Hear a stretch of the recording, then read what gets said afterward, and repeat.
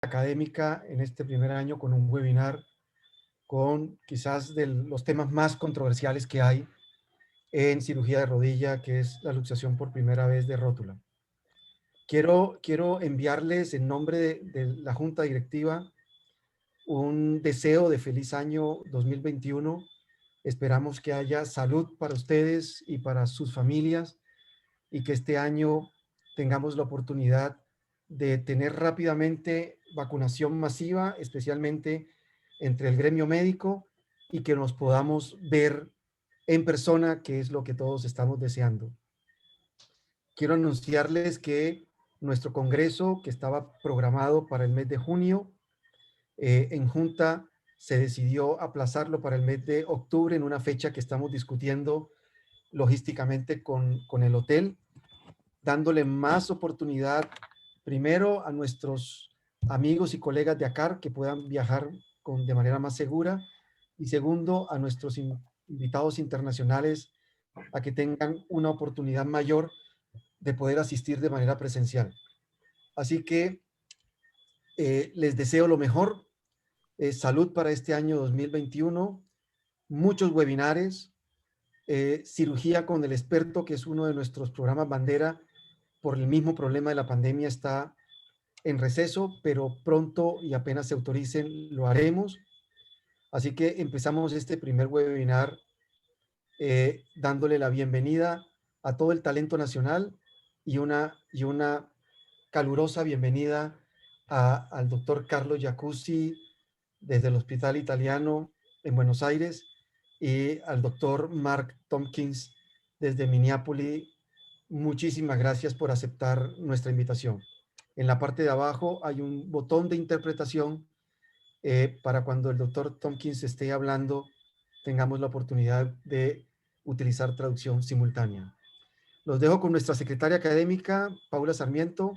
Paula, excitados y muy contentos de estar acá en este primer webinar académico donde tú eres la estrella. Bienvenida, Paula, y empecemos. Muchas gracias, Paulo. Bien, pues les doy la bienvenida a nuestra primera actividad académica del año 2021. Tenemos 10 webinars programados para este año. Espero que les saquemos el mayor provecho como lo hemos hecho siempre.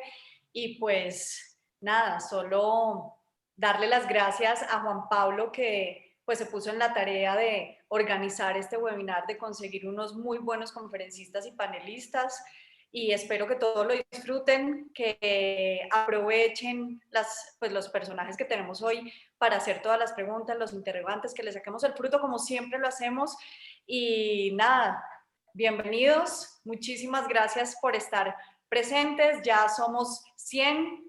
Antes de empezar la parte académica, quiero darle también el agradecimiento a ISO, que es nuestro patrocinador en este primer webinar del año, y va a tener 3 minuticos antes de que empecemos la parte académica, donde nos van a presentar algunos de los productos en relación a este tema de luxación patelofemoral. Entonces le voy a dar la entrada a Fabio Restrepo, que nos va a presentar lo de ISO. Fabio, si quieres compartir pantalla, bienvenido. Muchas gracias a ISO por acompañarnos y apoyarnos siempre.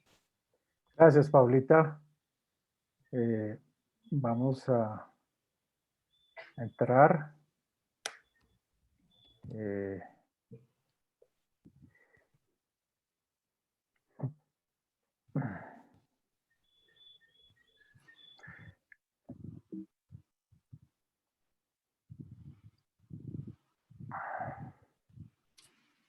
Bueno, muchas gracias a ISO por darnos esta oportunidad de continuar con la educación médica en ACARD. Esto es una pequeña presentación de 3 minutos de los productos que tenemos acá y que utilizamos como estándar en lo referente a los productos Arthrex para la reconstrucción del ligamento patelofemoral medial. Es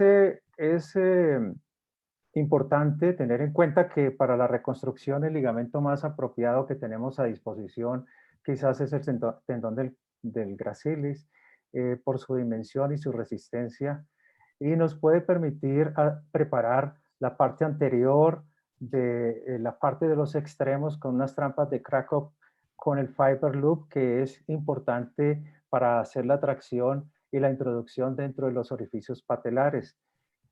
Adicionalmente, sabemos también que los segmentos de recorrido del ligamento patelofemoral son aproximadamente 5 centímetros, o sea que nuestro injerto más o menos debe medir entre 17 a 19 centímetros.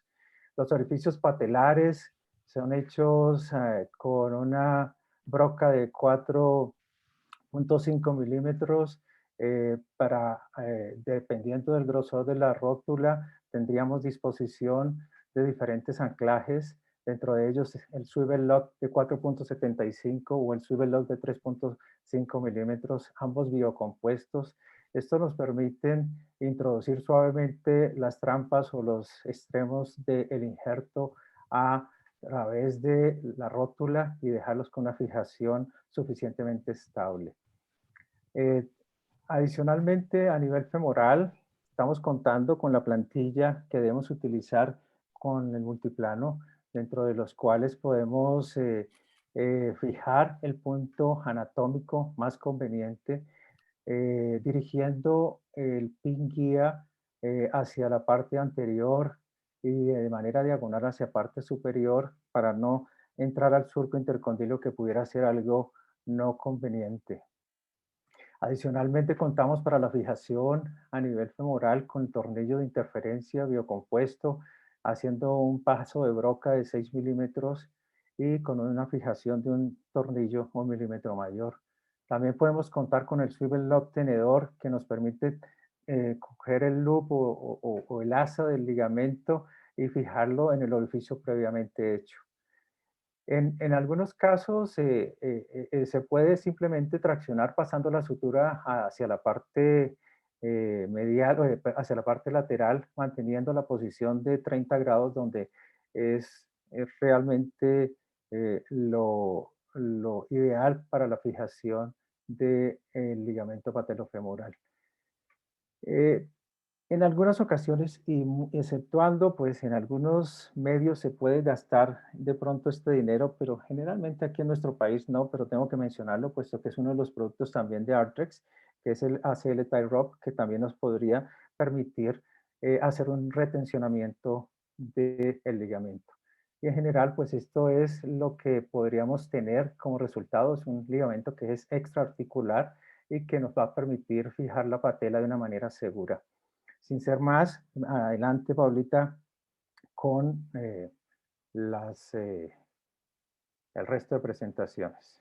Dejo de Muchas compartir. gracias, Fabio, y pues nuevamente muchas gracias a ISO por acompañarnos en esta actividad académica. Vamos a comenzar entonces con nuestro webinar Primera Luxación de Rótula, que está coordinándolo Juan Pablo Martínez de Cali. Juan Pablo, muchísimas gracias por ayudarnos en la preparación de este webinar, y quiero que tú seas el que presente todo el grupo de conferencistas y de panelistas que tienes para el desarrollo de esta actividad. Te dejo entonces. Hola Paula, muchas gracias y bueno, muy contentos de estar en este primer webinar del año con un tema que nos parece tan interesante. Estamos aquí con un grupo de personas y de amigos que vamos a hablar de este tema y vamos a empezar con Carlos Jacuzzi del Hospital Italiano en Buenos Aires, que nos va a dar una conferencia sobre el enfoque de estos pacientes con luxación de patela. Luego seguimos con Sebastián Mejía de Bogotá, que nos va a dar la charla sobre el enfoque según el tipo el tratamiento según el tipo de mecanismo de trauma y algo del manejo quirúrgico. Luego Mark Tompkins de Minnesota nos va a dar una conferencia sobre cómo estimar el riesgo de recurrencia de varios estudios que tienen ellos y esto nos puede permitir saber la probabilidad de una nueva luxación. Y termino yo hablando del manejo conservador y luego tenemos algunos casos para discutir con ellos, y también vamos a tener a Rolando Spitia de Bucaramanga, tenemos a Rubén Guzmán y Alejandro Mejía de Medellín. Entonces yo creo que empecemos. Carlos, si quieres compartir pantalla y empezamos con tu conferencia, y muchas gracias por estar acá.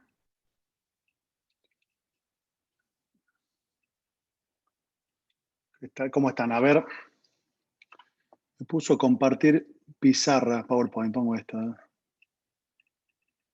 Decime si ven ahí el PowerPoint o no. No, Carlos, está en blanco la pantalla, tal vez vuelve a compartir.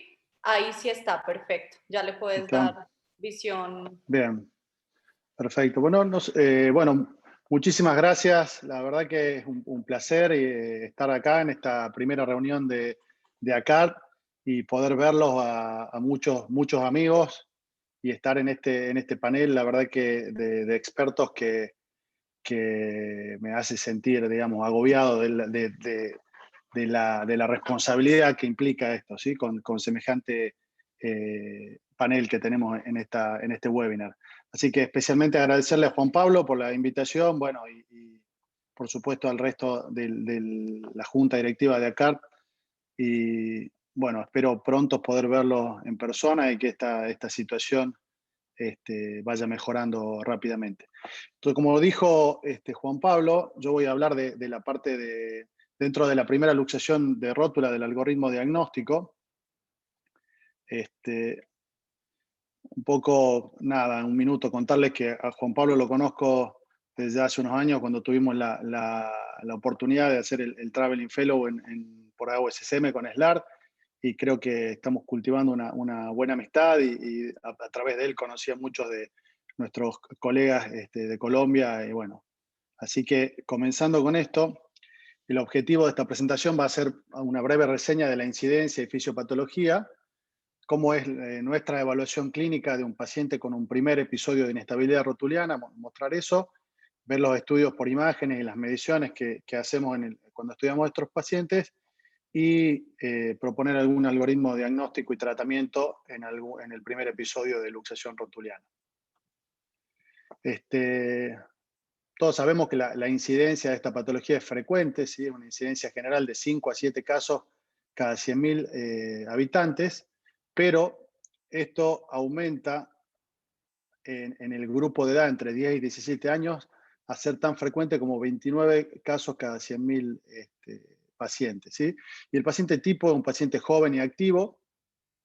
En estos pacientes que tienen episodios de luxación de rótula hay un alto índice de recurrencia que es variable entre las publicaciones, pero entre 15% a 44%, y algunos estudios muestran hasta un 70% de reluxación. Y a pesar de que los pacientes no tengan episodios de inestabilidad, la gran mayoría de ellos permanecen con síntomas mecánicos patelofemorales como algunos pseudobloqueos o dolor, y esto hace que muchos de estos pacientes tengan un bajo retorno a la misma actividad deportiva que hacían antes de tener la inestabilidad rotuliana. Dentro de la fisiopatología tenemos todas estas causas, o sea que es un trastorno multifactorial, y rápidamente vamos a ir mostrando ejemplos de qué es cada una de estas cosas. El ligamento patelofemoral medial es la estructura ligamentaria de partes blandas, que es el principal actor acá en la patología de inestabilidad patelofemoral, y es el principal restrictor de la traslación externa de la rótula en los primeros 30 grados de flexión.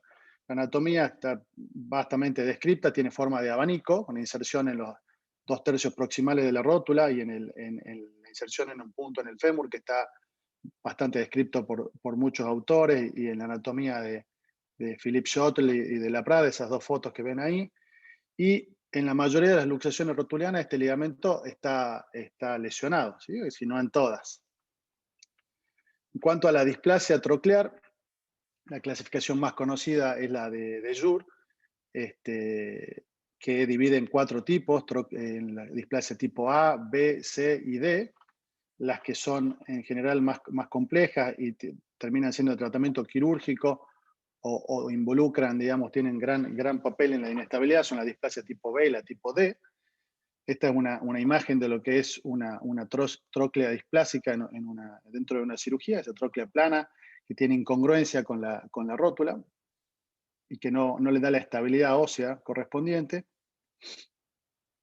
Otros factores es el ángulo Q, el aumento del ángulo Q, que puede ser tanto visto en el eje completo del miembro como focalizado en la rodilla, en lo que se llama el índice TTTG, que es entre el tubérculo tibial y el surco intertroclear, que ahí vemos una medición de 18 milímetros, que es por arriba de lo normal. ¿Sí? Cuando esto es por arriba de 20, es un ángulo Q que está muy aumentado y da mayor fuerza hacia el lateral de la rótula y debe ser considerado dentro del tratamiento quirúrgico. Y como ven acá a la derecha de la pantalla, en un gráfico de lo que es el eje del miembro inferior, lo normal del ángulo Q es de eje anatómico del fémoro tibial, es de 9 grados más menos 1 en el hombre y en las mujeres de 15 grados más menos 5, pero cuando esto está aumentado hace un incremento del vector lateral de la rótula. ¿Sí? La altura rotuliana es otro factor importante en la inestabilidad rotuliana. Y acá vemos dos radiografías con mediciones de distintos índices, que ya lo vamos a ver mejor, el índice Al-Salvati y el Catón de Sham. Y lo que crea una patela alta, que cuando estos índices están elevados, es que hay una disminución del contacto entre la patela y la tróclea, y esto ofrece menor resistencia al desplazamiento lateral de la patela porque hay un aumento de la movilidad en el plano coronal. Acá vemos uno de los signos clínicos cuando hay displasia con patela alta, el signo de la J, que vamos a ver después en el examen físico, cómo también lo podemos ver, cómo se desplaza la rótula hacia externo en la extensión. Y otro importante, y acá tenemos dentro del panel, después para la discusión, otro tema importante son los trastornos rotacionales, y está Ricardo Manilov, que es un referente en el tema, y son los trastornos torsionales. Y acá lo que medimos es la anteversión femoral, la rotación tibial, la torsión tibial, perdón, y la rotación de la rodilla. Y esto se hace muy bien en tomografía, como ven ahí en las imágenes de la derecha. Y tanto la excesiva anteversión femoral como la excesiva torsión tibial externa aumentan los vectores de fuerza hacia el lateral de la rótula. ¿Sí? Entonces eso en cuanto a la fisiopatología, esos factores. Y dentro de la evaluación de estos pacientes tenemos que tener en cuenta el examen físico, el interrogatorio primero, el examen físico, los estudios por imagen. Y vamos a ver rápidamente cada uno de ellos. Dentro del interrogatorio, los tres son importantes, pero dentro del interrogatorio sabemos que, por distintos estudios, que la edad es un factor muy, muy importante. Cuanto menor edad es la primera luxación, mayor es el riesgo de recurrencia. Cuando son pacientes menores de 18 años, el riesgo de recurrencia es hasta 2 a 3 veces más alto que en pacientes mayores de 18 años, lo mismo que cuando el cartílago de crecimiento está abierto. Otro factor importante en el interrogatorio es los antecedentes, tanto familiares, historias familiares de inestabilidad, como el paciente que tiene una historia de una luxación de rótula contralateral, en general porque la normalidad es simétrica, ¿sí? O sea que si ya el paciente tiene factores y tiene inestabilidad de una rodilla, es probable que también lo tenga de la otra. Y el mecanismo de trauma, si fue traumático o no traumático. Y contrario a lo que yo en algún momento pensaba, de que, por supuesto, me parecería que si el paciente se luxa más fácil cuando es atraumático, pero está descrito que la recurrencia es mayor en casos traumáticos porque hay mayor daño de las partes blandas y los restrictores de la traslación lateral. ¿Sí? Cuanto al examen físico, en el momento agudo el paciente tiene dolor tanto a la palpación del retináculo medial como del cóndilo externo, donde hace impacto la rótula cuando se luxa. Y al paciente tenemos que desvestirlo y examinar bien el eje de sus miembros inferiores, ver cuál es en el plano coronal, si tienen valgo, si tienen varo, si tienen, como este paciente que estamos viendo ahí, si ven mi puntero, hacia la izquierda, un estrabismo rotuliano, como ese estrabismo corrige cuando el paciente pone en rotación externa la tibia, ¿sí? Si tuviera ese ángulo de progresión de la marcha, caminaría con la rótula hacia adelante, como dice Ricardo. Pero si el paciente tiene un ángulo normal de progresión de la marcha, camina con las rodillas intrarrotadas. Y la anteversión femoral, la evaluamos con el paciente boca abajo y haciendo rotación interna de la cadera, y lo que se llama la maniobra de Staeli. Y cuando estas cosas vemos en el examen físico, es importante detectarlas porque después, dentro del estudio por imágenes, tenemos que pedir tomografías con estudio de todo el miembro inferior y ver estos parámetros y cuantificarlos. El varo y el valgo lo vemos en la teleradiografía, en la panorámica. En este caso, en la luxación de rótula, el valgo tiene más importancia en los factores de inestabilidad. El examen físico luego, con el test de aprehensión que vemos arriba, que es positivo cuando el paciente defiende el movimiento de traslación externa de la rótula, cuando uno quiere llevar la rodilla de la extensión a la flexión. Y habíamos visto que es el signo de la J, cómo se ve cuando la rótula va a la extensión, cómo se va hacia lateral, y lo que vemos el deslizamiento patelar, cómo probamos la excursión que tiene la rótula hacia medial y hacia lateral, y lo normal es que sea no más de 2 cuadrantes, ¿sí? Si se va más de 2 cuadrantes es que hay una inestabilidad ligamentaria.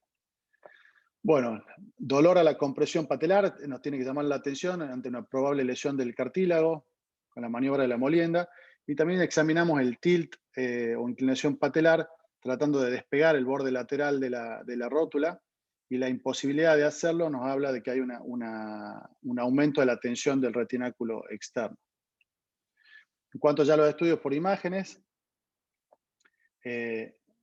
los fundamentales son los estudios radiológicos, la teleradiografía que habíamos visto para evaluación del eje, para ver si hay cuerpos libres en la radiografía tanto de frente como de surco intercondilio. Y acá dejé algunas radiografías de perfil en las cuales vemos cómo se evalúa la displasia troclear con los signos de entrecruzamiento de las vertientes medial y lateral de la tróclea, ¿sí? Lo normal es que estos, como vemos acá en este esquema, no se entrecrucen ni el fondo de la tróclea con ninguna de las vertientes, pero cuando la tróclea es más plana o muy displásica, convexa, estas líneas se entrecruzan.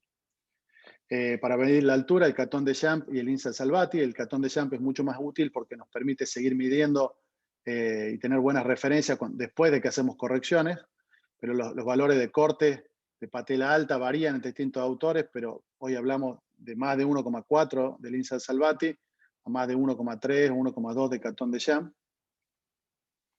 En la radiografía axial, como la llamamos nosotros, podemos medir el ángulo del sulcus, y este ángulo, el valor normal es de 138 más menos 6 grados. Cuando aumenta de 145 grados, o sea, cuanto más abierto es, se habla de displasia troclear, pero esto se ve mucho mejor con una resonancia magnética o una tomografía computada. Creo que resonancia magnética le hacemos a todos estos pacientes, ¿sí? Más si son adolescentes o niños, en los cuales no vamos a irradiar tanto a los pacientes, y nos permite ver lesiones del cartílago, como vemos ahí, un fragmento en la cara lateral, el edema contusivo acá de la cara lateral, y las lesiones del ligamento patelofemoral, tanto como vemos acá en la inserción femoral, como en la inserción rotuliana. Luego la resonancia también nos permite hacer muchas de las medidas, o todas las medidas que podemos hacer con tomografía, como la medición del índice SIG-TAT, la medición del surco troclear que habíamos visto en la radiografía, la inclinación de la tróclea, que es esto que vemos acá abajo. Cuanto más abierto es el ángulo, cuanto menos agudo es más inestable. Ver la profundidad troclear con estas medidas que se hace de la distancia de la vertiente externa a la vertiente interna, y eso dividido en 2 y restándole la distancia al surco intertroqueal cuando es menor a 3 milímetros, una tróclea displásica. Y también medir la altura rotuliana, pero siempre usamos la radiografía simple para tener de parámetro. La resonancia también nos sirve para ver la displasia con la clasificación de De Jur, y para ver patela alta con este índice patela tróclea, que está descrito por Biedert y Albrecht, que ve el porcentaje de superposición entre la tróclea proximal y toda la cara articular de la patela, ¿sí? Cuando ese porcentaje es menor a 12,5%, se habla de una patela alta, y cuando es mayor a 50% de una patela baja. La tomografía es muy útil para medir, y también la resonancia no puse, pero se puede medir en resonancia también todos los trastornos torsionales, la anteversión femoral, la torsión tibial. Habíamos dicho que la anteversión femoral excesiva es cuando es por arriba de los valores normales, esto de 8 a 14 grados, y la torsión tibial cuando es por arriba, o está aumentada cuando es por arriba de 25 grados, ¿sí? Bueno, entonces ya cerrando un poco la charla, esto es nuestro algoritmo clásico de tratamiento en un primer episodio de luxación rotuliana. Es si en el examen clínico y en el diagnóstico por imágenes encontramos alguna lesión condral como esta, que es pasible de tratamiento o que causa bloqueo al paciente, el tratamiento, no hay mucha controversia con que el tratamiento es quirúrgico, ¿sí? Y puede ser desde la escisión de ese fragmento a la reposición. Y el tema es, cuando no tenemos estas lesiones, en general, y hay soporte bibliográfico de alto nivel de evidencia, que el tratamiento más clásico es el tratamiento conservador, y eso nos van a mostrar después Juan Pablo en su charla. Pero viendo ya más la bibliografía actual y un poco lo que hemos estado evaluando en los últimos tiempos y escuchando muchas charlas y leyendo artículos, es que hay ciertos pacientes que tienen mayor riesgo de presentar episodios de reluxación. Y esto es, por ejemplo, un trabajo que describe este score o puntaje de inestabilidad recurrente de rótula, que propone analizar la edad, la inmadurez esquelética, la displasia tróclea y la distancia TTTG, dividida en la longitud de la patela, y le asigna puntaje. Y cuando eso puede ser de 0 a 5, cuando ese puntaje después se puede tomar cuando es mayor de 4 o menor de 4 para tener decisiones así. Hay pacientes que después del primer episodio tienen más sentido, por los factores de riesgo que presenta, plantearle un tratamiento quirúrgico, tanto haya tenido una lesión osteocondral, que seguro va a ser quirúrgico, pero ver qué hacemos sobre las partes ligamentarias o sobre el factor anatómico que está alterado, como en el paciente que no tuvo una lesión osteocondral, pero tiene alta chance de reluxarse, ¿sí? Esto nos permite, y vamos a ver seguro en la charla de Mark y en la charla que sigue, de cómo tener en cuenta con mayor detalle estos factores para decidir los tratamientos.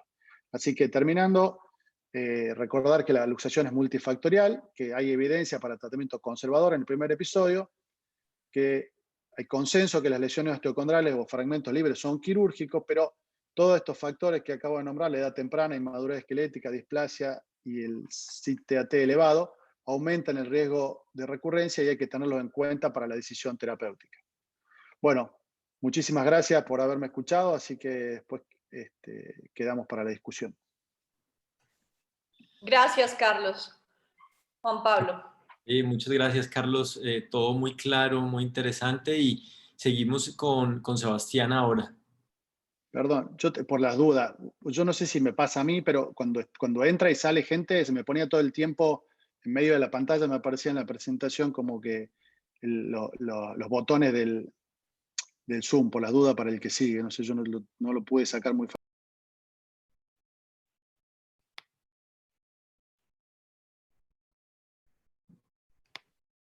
Bueno, buenas noches. Antes que nada, agradecerle a Juan Pablo, el organizador del webinar, y a la CAR por esta invitación.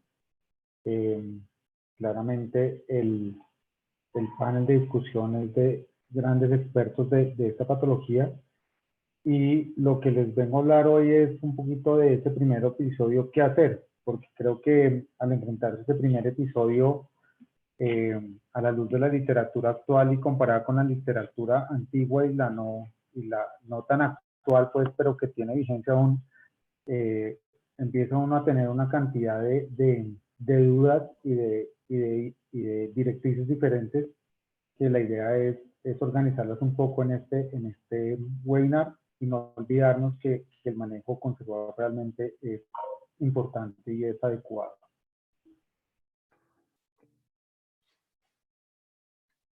La primera luxación es el mecanismo de trauma. Pues la importancia de preguntarnos si todas las luxaciones de la rótula son iguales, si todos los pacientes a los que nos enfrentamos, a pesar de ser nuestros pacientes demográficamente similares, son iguales, si la imagen por resonancia magnética es útil en estos casos y en los casos agudos, o es mejor esperar, cómo manejarlo, y por último concluir acerca de lo que hemos buscado. ¿Por qué la luxación de la rótula es un problema, y este primer episodio es un problema?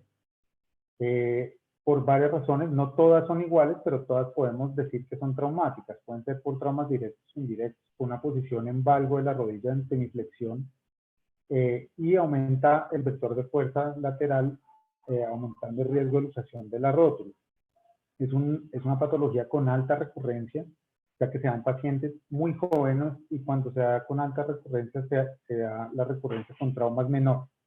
También lo damos con traumas mayores en pacientes que no tienen predisposición anatómica o fisiológica, por decirlo de alguna manera, pero igual estos pacientes también presentan una alta recurrencia de la luxación o una inestabilidad patolofemoral recurrente, y es un problema que altera la vida cotidiana de los pacientes y se da principalmente en pacientes jóvenes. Como veíamos en la charla del doctor Jacuzzi, la mayoría de pacientes son menores de 20 años. Esto aumenta la tasa de recurrencia, aumenta la tasa de incapacidad y disminuye la tasa de retorno al deporte. Entonces es un problema que nos enfrenta a una cantidad de situaciones de madurez esquelética, inmadurez esquelética, de actividad del paciente, de expectativas de los pacientes que tenemos que enfocar más o menos de manera personal, y eso hace mucho más difícil que los estudios nos ayuden en muchas ocasiones.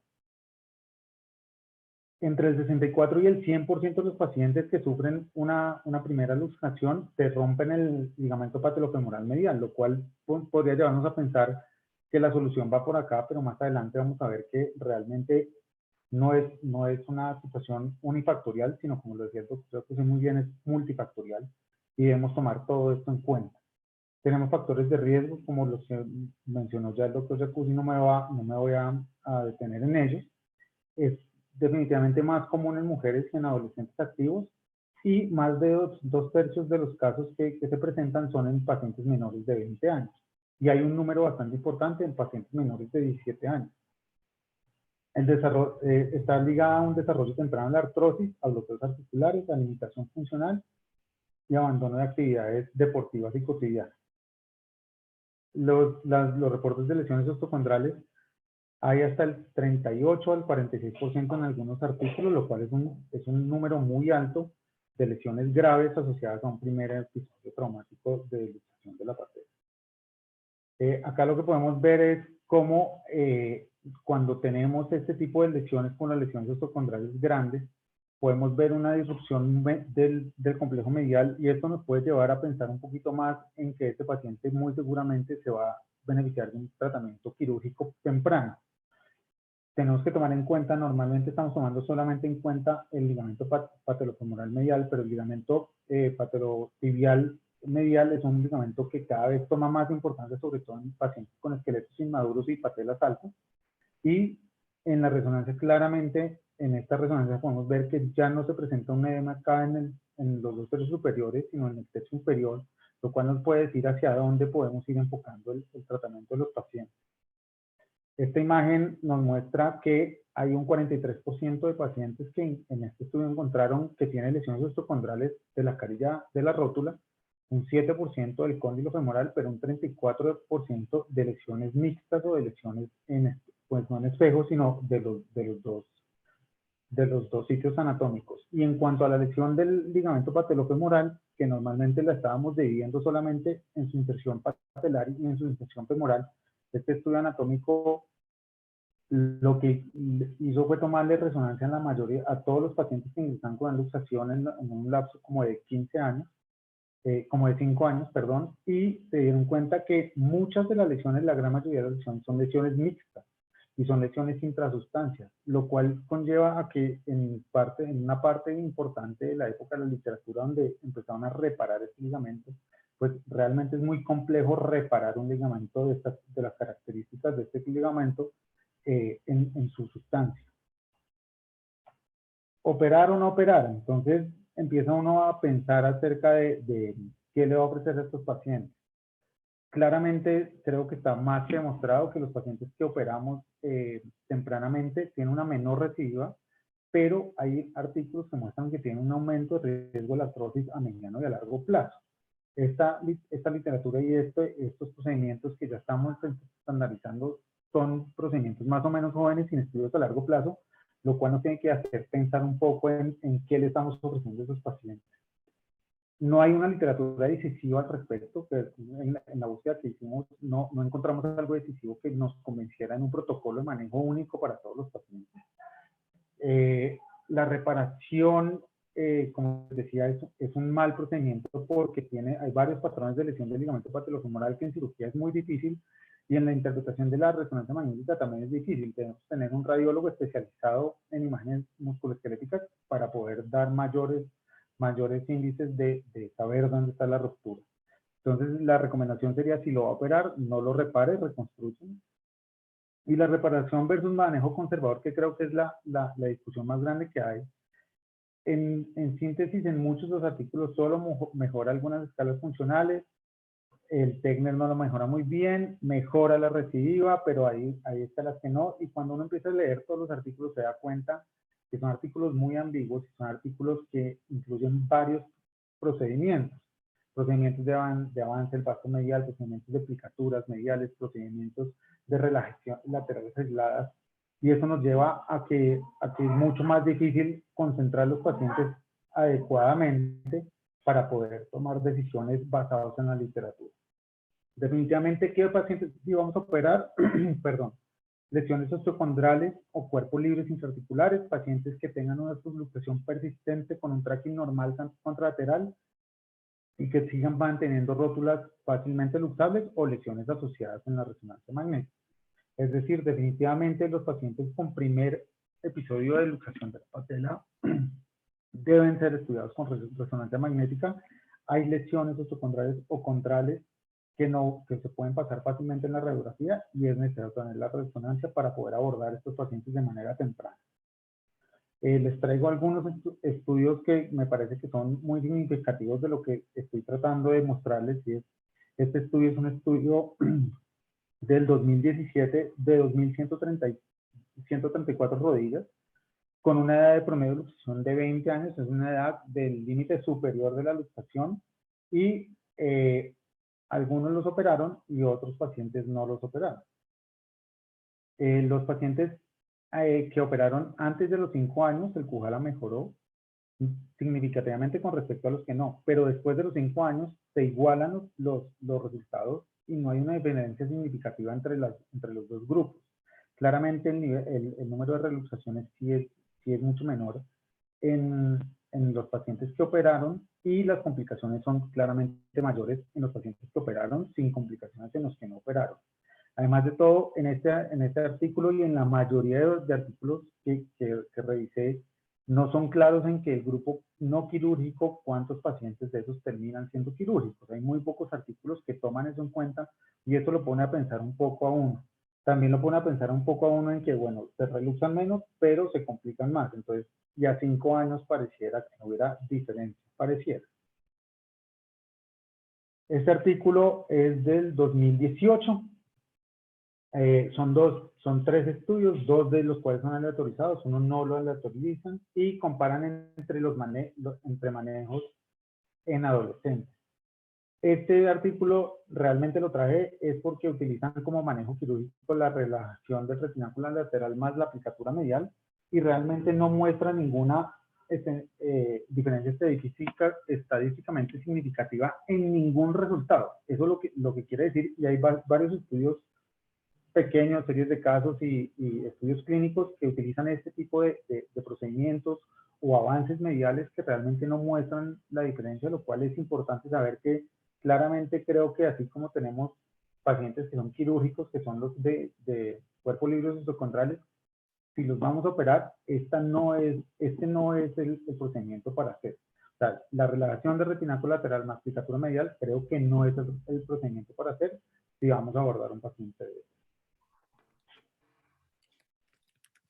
Este estudio ya empezamos a hablar de la reconstrucción del ligamento patellofemoral versus un tratamiento no quirúrgico, y es un estudio controlado, prospectivo, interesante, en esqueletos maduros. La mayoría, pues todos los pacientes de este estudio son esqueletos maduros, y toman en cuenta los factores para reluxación en estos pacientes, que es importante porque empiezan, creo que más o menos en la literatura del 2017 hacia acá, empiezan a ver que es algo multifactorial y que no podemos definirlo ni tratarlo como una lesión de un ligamento cruzado anterior.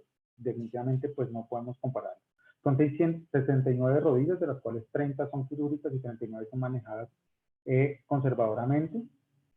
En el manejo conservador hay 4 reluxaciones, mientras que en el grupo quirúrgico hay 0 reluxaciones. Y la mejoría del Cujala en cirugía en este artículo está definida en un seguimiento menor a 5 años. Entonces, con lo anterior empieza uno a pensar, con lo que hemos visto hasta ahora empieza uno a pensar, bueno, a largo plazo, ¿qué le voy a ofrecer a este paciente tomando en cuenta que son pacientes adolescentes? La gran mayoría.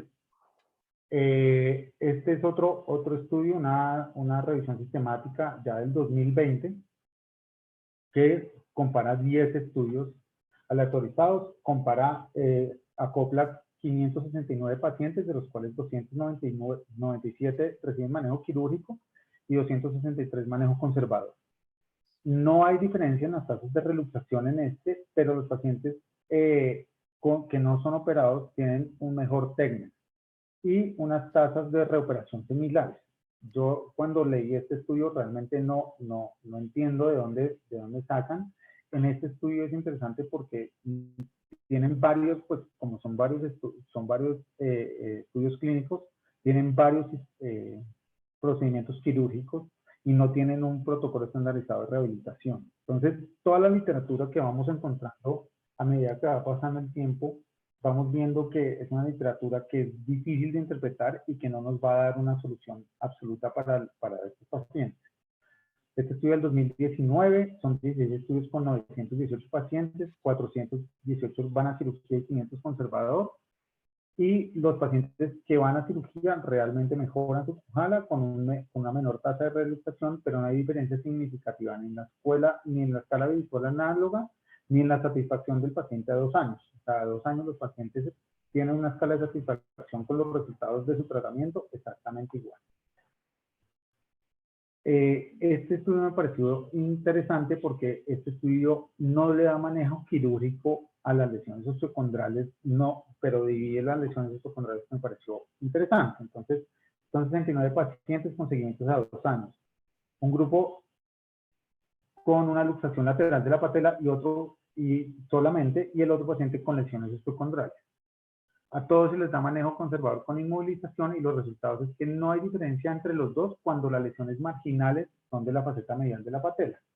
Pero cuando las lesiones comprometen la porción inferior y medial de la patela y el surco de la patela, deben ser manejadas quirúrgicamente porque definitivamente esos pacientes se reluxan más y tienen peores desenlaces con el manejo no quirúrgico y van a terminar en cirugía con procedimientos ya no de salvamento de este fragmento osteocondral, sino con procedimientos mucho más grandes y que comprometen pues la función de la rodilla. En este estudio, los doctores lo que quieren mostrar es tratar de hacer un sistema de evaluación y de calificación para poderle dar luces al cirujano de qué hacer con ese primer paciente, con ese primer episodio de luxación, que creo que es el que más problemas nos da a largo plazo y es el que más problemas nos da cuando nos enfrentamos a pacientes. Ellos proponen un sistema fácil de evaluación para dar pautas de manejo y dividen los pacientes en 3. Pacientes de bajo riesgo, de medio riesgo o de riesgos mayores. Los pacientes de bajo riesgo, según la escala de ellos, tienen un 5% de probabilidades de reluxaciones. Los de mediano riesgo tienen 48% de probabilidades de reluxaciones y el 91% de probabilidades de reluxación en los pacientes con alto riesgo. Definitivamente los pacientes de bajo riesgo los califican como pacientes que deberían entrar en el grupo de manejo conservador y los de alto riesgo claramente deberían ser quirúrgicos. Pero ese 48%, que es un número muy importante de pacientes, no lo definen realmente en dónde debería estar. Esta es la tabla que ellos proponen. Es un score pues realmente muy fácil y lo dividen de esa manera, menor a 4, de 4 a 7 o mayor o igual a 8. Y eso es lo que nos da bajo, mediano o alto riesgo. Como conclusiones, la luxación de la rótula en su primer episodio definitivamente creo que es un reto diagnóstico y terapéutico, reto diagnóstico porque el paciente no llega luxado, el paciente en general lo perdemos y perdemos esa oportunidad de oro muchas veces para diagnosticar las lesiones intraarticulares. La imagen por resonancia magnética debe ser realizada en todos los pacientes con sospecha de un episodio de inestabilidad o de luxación de la rótula. El manejo conservador bien llevado aún tiene cabida y aún da muy buenos resultados en un número muy importante de pacientes. Se deben evaluar todos los factores de riesgo y no solamente los factores de riesgo intrínsecos anatómicos alrededor de la rodilla y del miembro inferior, sino todos los factores de riesgo de actividad deportiva del paciente, de la edad del paciente, de enfermedades asociadas, y eso debe ser tomado en cuenta para tomar la decisión de si llevar a esos pacientes a cirugía o no. La cirugía debe ser en pacientes específicos y deben ser cirugías específicas para esos pacientes. No debe ser una cirugía para todos. Sabemos que el ligamento patelofemoral medial, a medida que la literatura nos va mostrando, tiene una cabida y un papel primordial en estos pacientes, pero no es lo único que debemos hacer.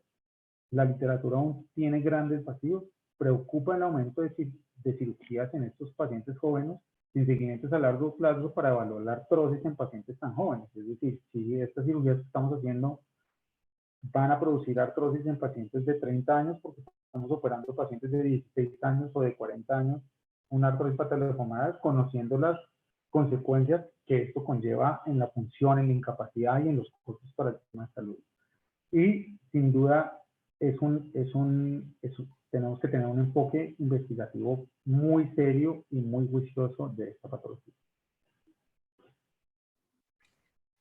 Muchísimas gracias. Gracias, Sebastián, por tu conferencia. Ah, perdón. No, muchas gracias. Gracias.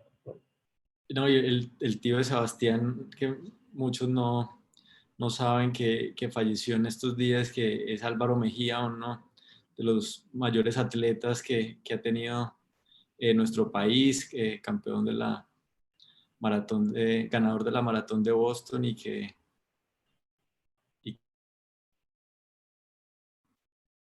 nos dejó. Sí. Se le fue el audio a Juan Pablo, sí, desafortunadamente nos dejó, pero muy buen reconocimiento, Sebas.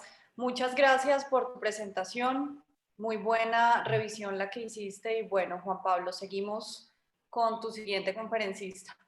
Sí, entonces unos datos interesantes aquí que retomaremos al final, sobre todo ese estudio de los chinos donde muestran datos similares o mejores incluso para los manejados de forma conservadora.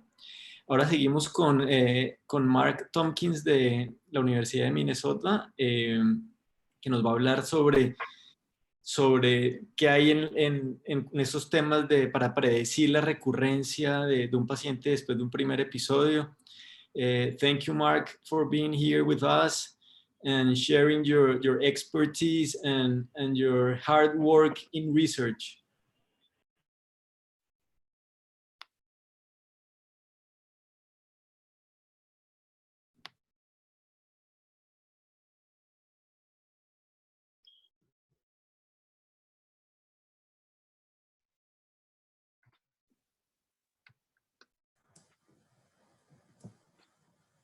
All right, can you hear me?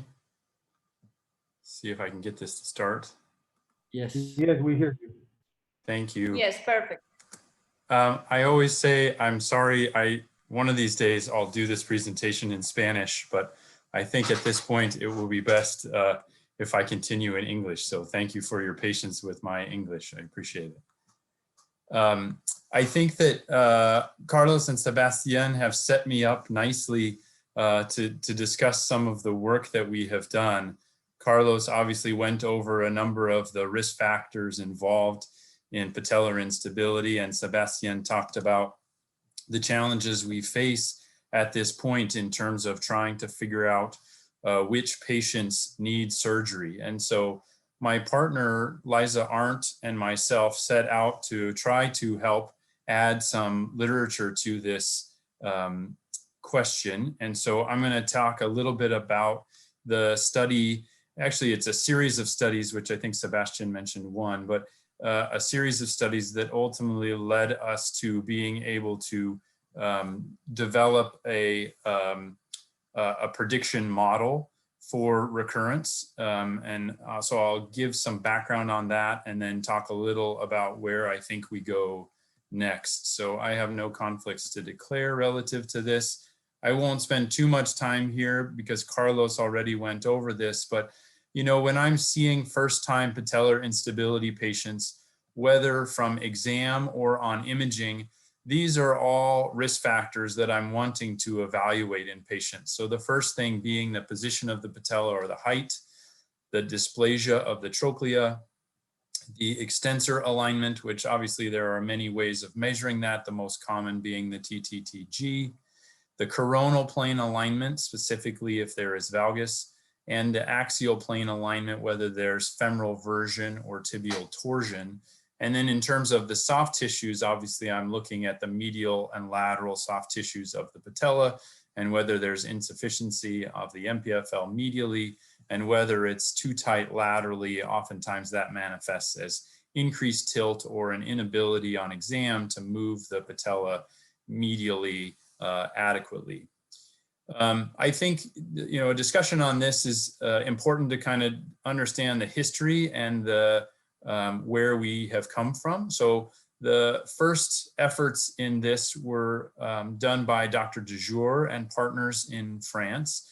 And they identified 4 imaging risk factors that they felt were played the biggest role. And if these risk factors were found to be abnormal, their approach to treatment was to treat these. And so these are the 4 things. I'll put it in this form so it's a little bit easier to see, but on for patella height, if they found a Caton de Champ of greater than 1.2, they felt that should be addressed. A tilt of greater than 20, a TTTG of greater than 20, and then a trochlear depth or trochlear dysplasia. Later, this was defined as less than 3 millimeters on MRI by Furman and colleagues. So that was kind of the approach. So we wanted to take a look at these, and I didn't actually label this, but this is a study that was published in AJSM in 2018 by Dr. Arndt and myself, and then we partnered with a colleague, Marie Askenberger from Sweden, who had additional data from mostly pediatric patients. And so we had a good number of both adult and pediatric patients. But these are all the data points we looked at. We wanted to look at anatomic measurements, and I'll show that even more detail in a minute. Age and sex comparisons. From an age standpoint, we used physeal status as the more important thing than a specific age cutoff, although we did look at age as well, and I'll mention that. And then the acute injury findings that Sebastian mentioned, so location of cartilage damage and MPFL injury, as well as bone bruising patterns. So here's kind of how it broke out as well. From the standpoint of the extensor mechanism, we evaluated the TTTG. We did also include tilt, although some of our earlier papers demonstrated that tilt is really more correlated with other issues. So for me, I don't spend a lot of time thinking about tilt clinically at this point. In terms of trochlear morphology, we tried to cover all of the most reported measurements. So you can see the 5 measurements here. And then in terms of patellar height, also the most reported measurements, obviously Caton de Champ and Insel Salvati, but also the patella trochlear index as described by Raleigh-Beatert, and then the injury pattern findings. So, you know, a high level observation basically, which is I think consistent with what Carlos talked about, is that the most common things that stood out for individual patients were patella alta and trochlear dysplasia. And with patella alta greater than 1.2 by Insel Salvati, 74% of our patients, and these are all first-time patella dislocators that we then followed prospectively for 2 years and determined whether they dislocated or redislocated.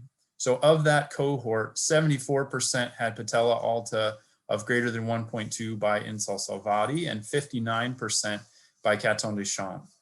The trochlear depth of less than 3 millimeters was found in 61%. So you can see that both of these factors are very common, even in the primary instability or first-time dislocator population. So this is how we built our model. I won't go into great detail, but basically, as I said, we were able to follow patients to 2 years and determine whether they had redislocation or not. We were able to then compare those 2 groups. There were actually several different regression models used. And then for those that were found to be positive, a cut point for each variable was determined using an outcome-oriented approach. We employed our advanced statistics folks here at the medical school at the University of Minnesota. And then the prediction model was created using those statistically significant variables, and then a receiver operating characteristic or ROC curve was applied to the model to evaluate for diagnostic performance so that we could be certain that what we were seeing, that we could effectively have a check on that, and that in fact it was what we thought we were seeing. So of the 109 patients that we were able to follow to 2 years, I should mention this was a cohort of patients that we took all first-time dislocators at 2 facilities at which we work, and we were able to follow all of them, and we had over 200 patients. Unfortunately, only 109 of them were we able to not only have the MRI of adequate quality and do all of the evaluations, do the examination so that we could include that, and know whether they dislocated or not at 2 years. We ended up with a total of 109 patients.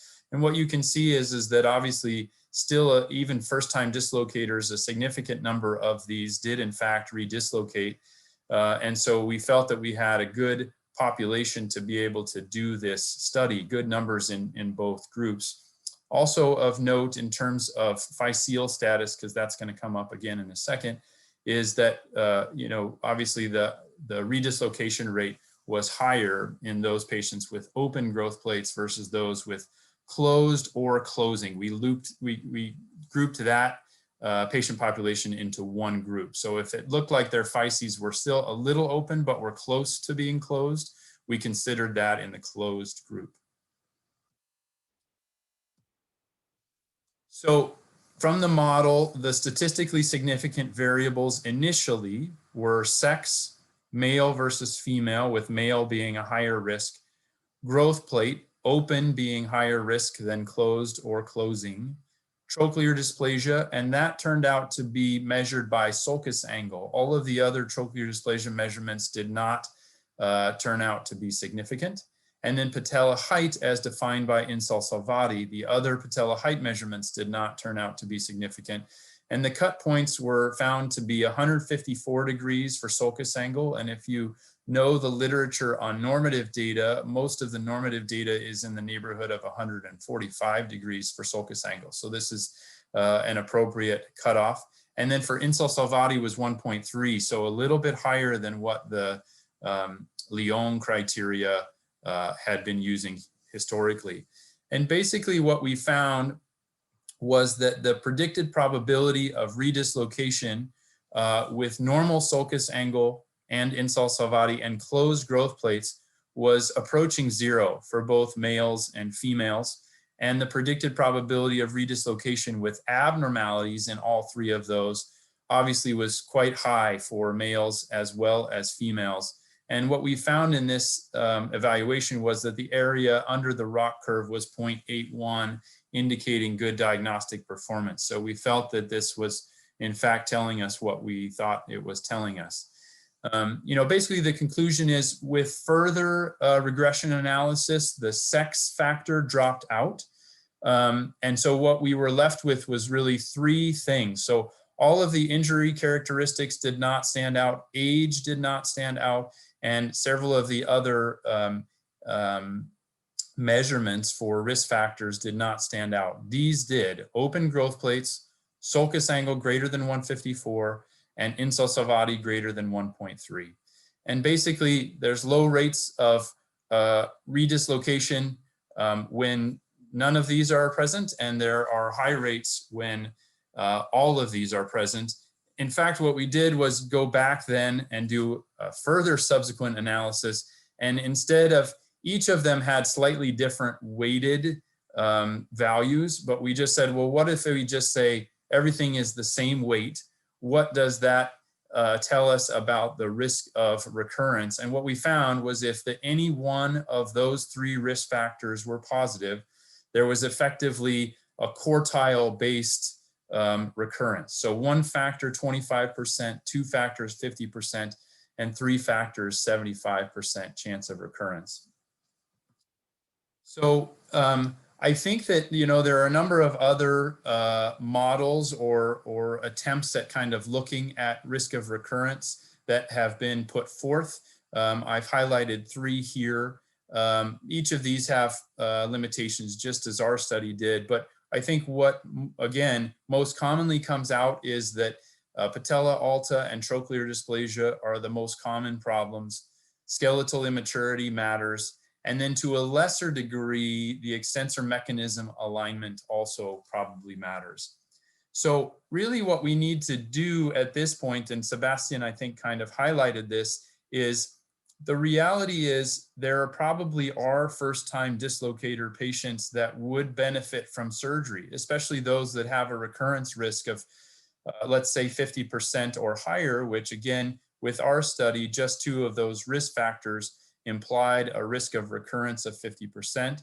We did have 40% of our patients who did redislocate. And so there is likely a proportion of patients that if we can better identify them, we will be able to give them a better outcome in the long run by operating earlier. At this point, my clinical approach is still in a first-time dislocator to manage them non-surgically. And then if they have a recurrence, to manage them surgically and to identify any bony, in particular, bony risk factors, and address those bony risk factors at the time of surgery if it's felt to be necessary. Now, I think it's important to go back and look at the anatomic considerations again. As you'll see in our study and most of those other studies mentioned either by me or by Sebastian, primarily looked at patella alta, trochlear dysplasia, and extensor mechanism malalignment. Unfortunately, there is not a lot out there that have involved these studies in terms of coronal plane or axial plane malalignment, and that really needs to be worked into our models.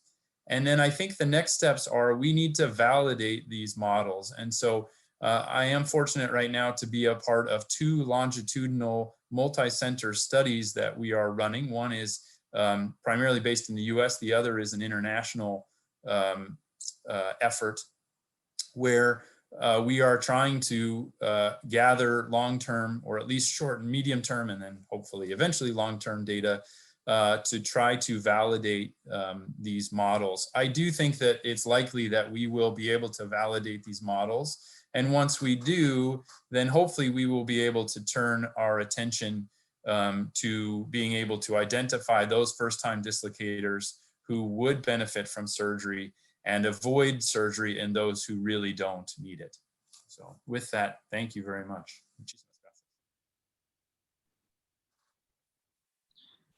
Thank you, Mark.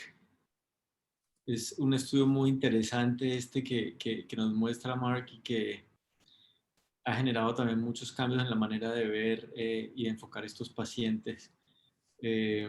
Voy a presentarles ahora el manejo conservador de la primera luxación de patela, para que luego pasemos a los casos y podamos poner en práctica todo esto de lo que hemos hablado, ya enfrentándonos a casos reales. Entonces, el manejo conservador es el estándar de oro para un paciente después de un primer episodio. Esto va a incluir en ese manejo conservador, bueno, qué hacemos con la hemartrosis, inmovilización, fisioterapia, apoyo o no apoyo, cuál es nuestra experiencia en la recurrencia y luego vamos a mirar los casos. La incidencia entre 2 y 77 luxaciones de patela al año por cada 100.000 habitantes, con una luxación recidivante entre el 15 y el 44% en la mayoría de las series con manejo conservador. Sin embargo, como hemos visto, hay factores que pueden llevar a que esto aumente. ¿Cuál es nuestra experiencia en la fundación entre el 2011 y el 2018? 224 luxaciones con una incidencia de 48.4 por 100.000 habitantes, que está dentro de lo que se reporta en la literatura. Manejo conservador, una recurrencia cercana al 60%, más en menores de 20 años, y con el manejo quirúrgico 18%, que sigue siendo alto, pero pues mucho menor que lo que se ha visto con el manejo conservador. ¿En qué consiste el manejo conservador? Cuando hablamos de manejo conservador hay muchas cosas que pueden cambiar. El tipo de inmovilización, si el paciente hizo o no fisioterapia, porque decimos se manejó conservadoramente, pero no sabemos si el paciente hizo 2 terapias, si hizo 30 terapias, cómo fueron esas terapias, si el retorno deportivo de pronto fue muy precoz y llevó a un nuevo movimiento luxara fácilmente la patela. Y luego la otra parte importante es cómo medimos el éxito en estabilidad patelofemoral después de esto. ¿Es por recurrencia? ¿Es por dolor patelofemoral?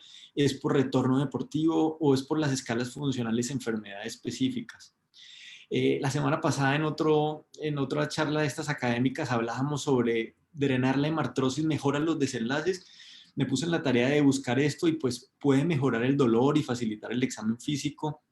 El drenaje permite confirmar que se trata efectivamente de hemartrosis. Si es significativa, dicen algunos autores, mayor de 50 cc, nos tiene que hacer pensar en que puede haber un fragmento osteocondral o que hay un gran compromiso de las estructuras mediales. Y si aspiramos y salen glóbulos de grasa, pues pensar en una fractura, ya sea aquí o en otra zona. Sin embargo, no hay evidencia acerca de artrocentesis y cambio en la recurrencia, que esto altere el desenlace. Entonces, la recomendación sería solamente en casos donde hay un gran derrame articular generando mucho dolor, pues hacerlo. Yo la mayoría de los casos no lo hago, aunque puede haber casos que lo requieren. ¿Qué más podemos decir de la hemartrosis? Hay un estudio observacional de la doctora Askenberger en Karolinska, en el que evaluaron 117 niños entre 9 y 14 años con hemartrosis asociada a trauma. Hicieron examen físico, radiografías, resonancia magnética y encontraron que 41% habían tenido luxación lateral de patela.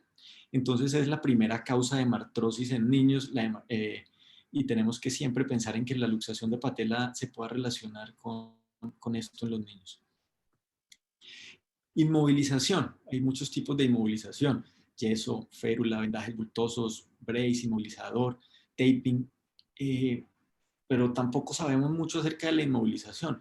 ¿Cuánto tiempo? Hay estudios en los que hablan entre 0 y 6 semanas de inmovilización y no hay estudios comparativos que nos digan qué es mejor, cuánto tiempo es mejor.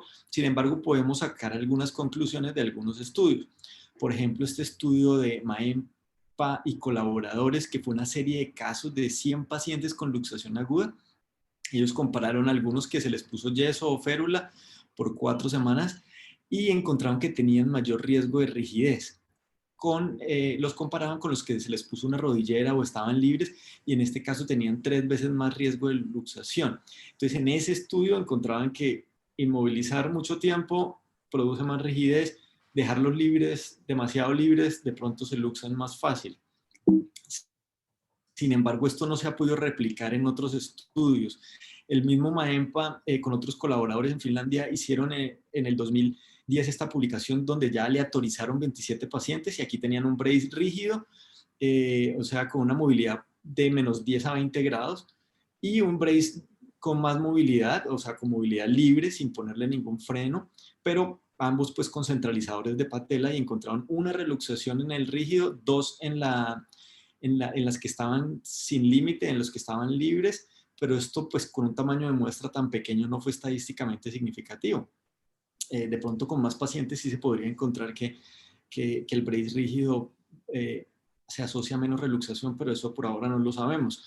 Lo que sí encontraron fue diferencia estadísticamente significativa en la movilidad. En el brace rígido tenían una flexión hasta 102 grados a los 3 meses y en el libre de 112 grados.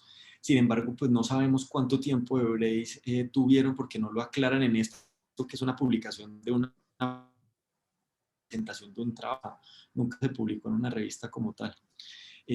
La fisioterapia es considerado el patrón de oro. Cuando hablamos de manejo conservador, tal vez lo que primero pensamos es en fisioterapia y tiene varias etapas. Una primera en la que disminuimos el edema, recuperamos movilidad, un apoyo progresivo, la marcha. Una segunda etapa donde ya empezamos a fortalecer cuádriceps, cadera, tronco. Vamos activando el cuádriceps en la medida que el dolor lo permita y restaurando la función de los estabilizadores dinámicos. A las 2 a 3 semanas, cuando esperamos que ya haya disminuido el dolor y el edema, vamos a normalizar la fuerza del cuádriceps y la propiocepción de la extremidad poco a poco. 4 o 6 semanas después esperamos ya haber recuperado la movilidad y el patrón de marcha normal y ya aumentamos la intensidad de ese entrenamiento, de ese fortalecimiento, de esa propiocepción. Acuérdense que lo importante también que tiene que ver con todo el core y con la cadera. Y 2 a 3 meses después ya se buscan ejercicios ejercicios más específicos para retorno deportivo, buscando siempre que el paciente pueda volver a practicar su deporte, pero sin tener nuevos episodios de luxación. En cuanto a estudios, este estudio de Toby Smith, evaluando una revisión sistemática para ver qué tipo de terapia es mejor, encontraron que los datos son muy heterogéneos, que la mayoría de los estudios no especifican qué terapia hicieron y que por ahora no podemos establecer que haya un tipo de fisioterapia superior a otro, falta evidencia. En esta encuesta que hizo también Toby Smith y colaboradores, en todos los fisioterapeutas o un gran porcentaje de fisioterapeutas del Reino Unido encontraron que apenas el 2% de los casos que atienden tienen que ver con luxación primaria, que en realidad no es algo que vean mucho los fisioterapeutas, que se enfocan más que todo en el cuádriceps, en la marcha, en el tracking, en el derrame articular, y que sus objetivos para ellos es recuperar eso que llaman el reassurance, que sería como la confianza, darle unas pautas de cambios de comportamiento para prevenir reluxación, mejorar propiocepción, fortalecimiento y movilidad. Cuando medimos los desenlaces del manejo conservador, no hay mucha información y probablemente esta revisión sistemática sea la que más nos puede mostrar lo que hay en la literatura. 25 estudios, 2 experimentos clínicos, 7 estudios de cohorte, 6 series de caso, donde ellos encontraron que había 4 categorías de manejo conservador, una por tipo de inmovilización, otras donde hablan de diferentes tipos de terapia, si el apoyo es temprano o no. Y ellos concluyen que la recurrencia usual global para el manejo conservador es del 31%.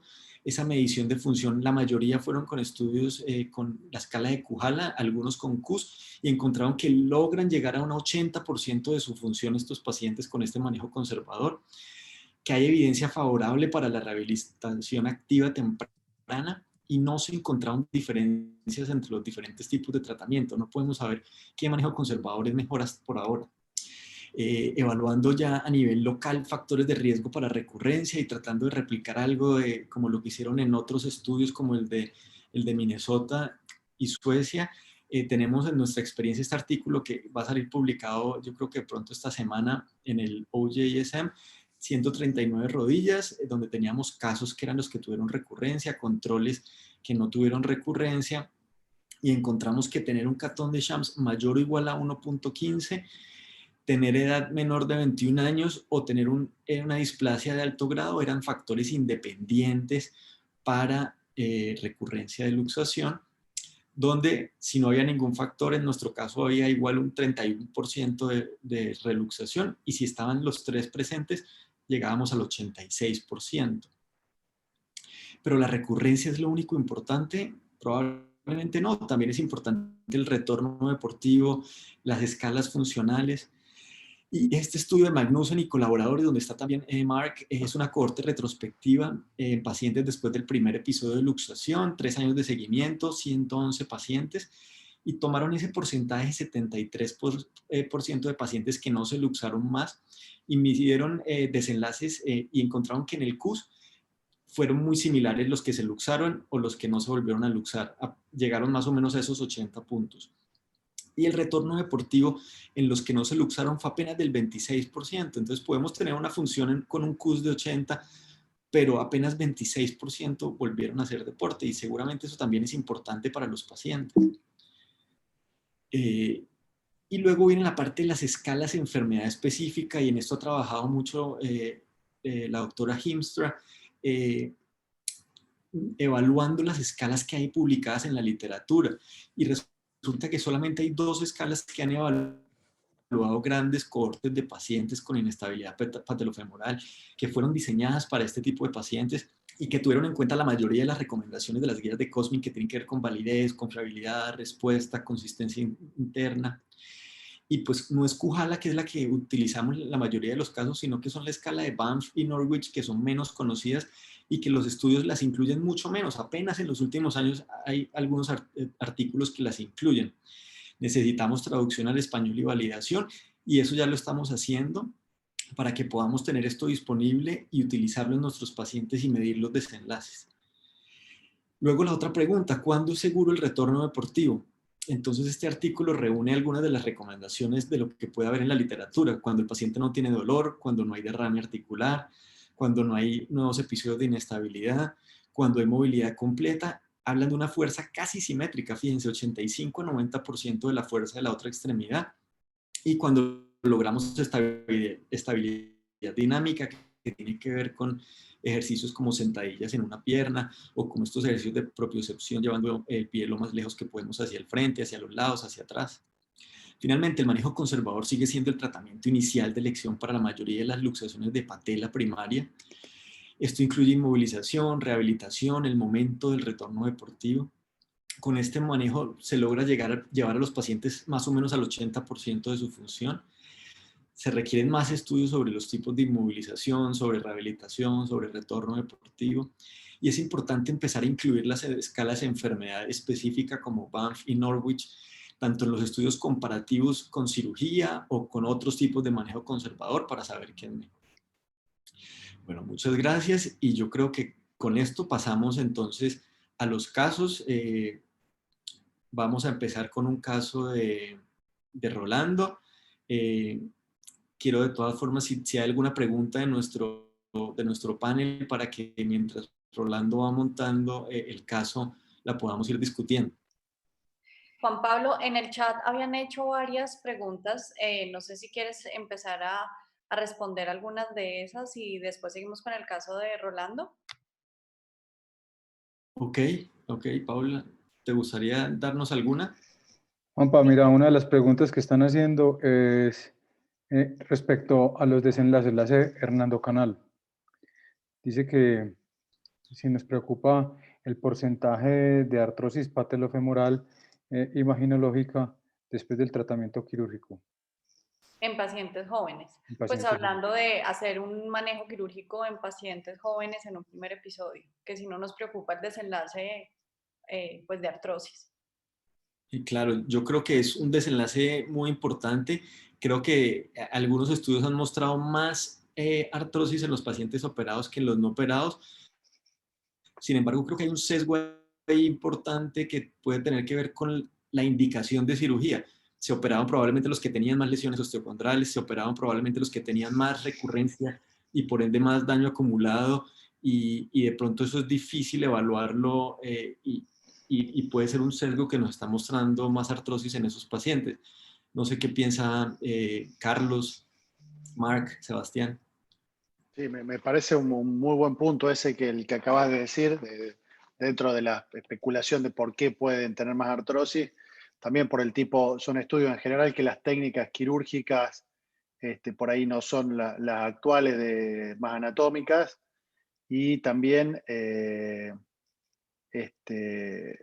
digamos, hay otros factores. A veces uno corrige alguno de esos factores y siguen actuando tanto el trauma inicial de la luxación como cualquier lesión ligamentaria que ya hay un daño celular que se va acumulando en el tiempo y el daño que produce la cirugía misma también de inflamación y todo. ¿Sí? Son muchas cosas para tener en cuenta. Dentro del chat se hablaba de la relación a la lesión condral en el trauma inicial. ¿Qué piensan eso como factor desencadenante a ese desenlace de artrosis temprana? Yo creo que claramente cuando usted tiene, y ahí yo mostré un estudio, cuando usted tiene una lesión que compromete la cresta de la rótula o que compromete el polo inferior y medial de la rótula, definitivamente va a progresar más, va a tener más probabilidad de progresión.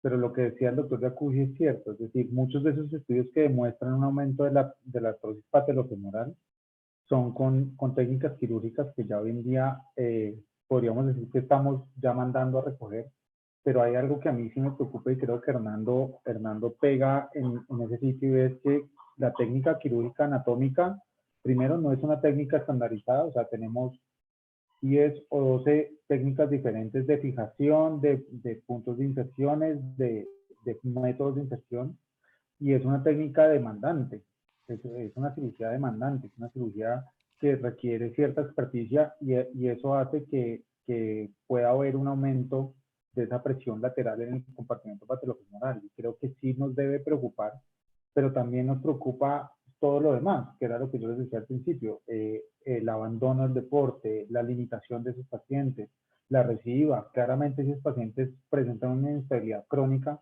pues están condenados a una artrosis patellofemoral. Y hay una cosa que el doctor Scott Dye hace mucho tiempo nos enseñó, que es la línea de homeostasis del cartílago y la línea de homeostasis de la rótula. Y esos pacientes en su trauma inicial tienen una pérdida de la homeostasis de su mecanismo extensor. Y si todo lo tenemos que comparar o ver como el objetivo del retorno a la actividad deportiva, estos pacientes van a seguir sobrecargando una patela que ya de por sí, por el trauma, tienen una línea de homeostasis mucho más baja. Pues estos pacientes, la posibilidad que hagan un proceso degenerativo va a ser muchísimo más alto si el objetivo es devolverlos a la actividad deportiva. Muchas gracias. Mark, something else? Yeah, sure. I think everybody's done a nice job of highlighting the fact that arthrosis, we have a risk of arthrosis from a couple different standpoints. One is if we don't do anything and they continue to have recurrences, that obviously they risk further chondral injury and therefore increased risk of arthrosis. On the other hand, if we do surgery, particularly if I think the patella is not well balanced and there's increased biomechanical forces because of the surgery, then likewise, we increase the risk of arthrosis earlier in life. And so I think that it's a situation where we have to pick the right patients for surgery, and then we have to do the right surgery. But some of those answers are what we're discussing here, obviously, and we're still sorting out how we pick those patients. So yes, there's a concern, but I think first it starts with figuring out who we need to do the surgery on, doing that better, and then doing the right surgery.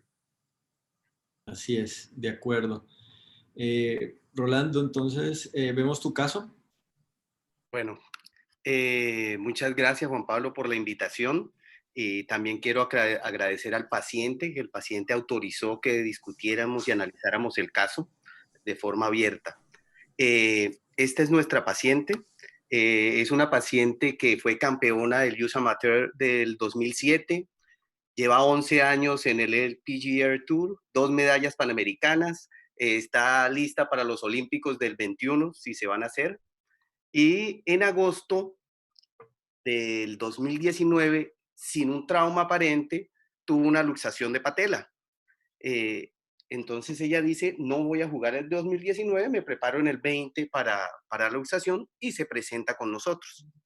Es una deportista de 30 años, alto rendimiento, primer evento de luxación sin un trauma, un índice de masa corporal de 26, un valgo de 3 grados con una prensión positiva, un ángulo Q normal, valga, pero normal, no valorable el tilt test por el edema, una anteversión femoral normal, rotación externa tibial normal, y el tracking patelofemoral era normal. Vemos estas imágenes de una resonancia inicial donde se ve una fractura, se ve una lateralización de la rótula, se ven los estigmas de la luxación, no hay un cuerpo libre articular. Esta es la imagen de la resonancia. Estas son las radiografías iniciales, donde vemos que tienen un INSAL de 1.1 con una tróclea con una ligera displasia, pero realmente no tiene una displasia marcada. Tiene un eje de 3 grados de valgo con un TTG de 16 sobre la rodilla que se luxó. Esa es la paciente que nos consulta. ¿Queremos hacer algo en este momento? ¿Alguna pregunta? ¿O continúo, Juan Pablo? Para los panelistas, ¿quieren saber algo más en relación a este caso o seguimos? Dale, Rola, dale. Bueno, decidimos, comentamos el caso, hacemos una junta por ser paciente de alto rendimiento y decidimos un tratamiento conservador donde la llevamos a una rehabilitación. Un segundo, una rehabilitación en diferentes etapas. Es una persona muy disciplinada, tiene un buen manejo de su entrenamiento, y esto es lo que logramos con ella.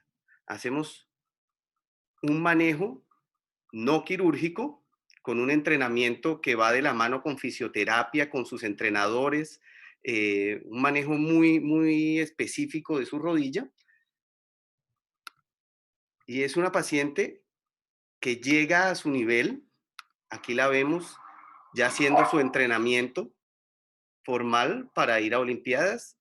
En ese momento de la imagen incluso está en embarazo, 5 meses de embarazo, y ya salió de su embarazo y no ha tenido nuevos eventos de luxación y está preparada para las Olimpiadas cuando se presente. Ese es nuestro caso de un manejo no quirúrgico. Un caso muy, muy interesante de una deportista que sin duda contó con un proceso de rehabilitación muy bueno y que la llevó pues a tener unos desenlaces muy, muy adecuados. Tal vez la única preocupación sería que a veces no todos nuestros pacientes logran tener ese tipo de fisioterapia y de rehabilitación. Y algo a favor es el tipo de deporte que practica la paciente, ¿cierto? Deporte con pivot o cambio de dirección ya sería un poco más difícil el retorno. ¿Alguno de ustedes se hubiera pensado en manejo quirúrgico inicial?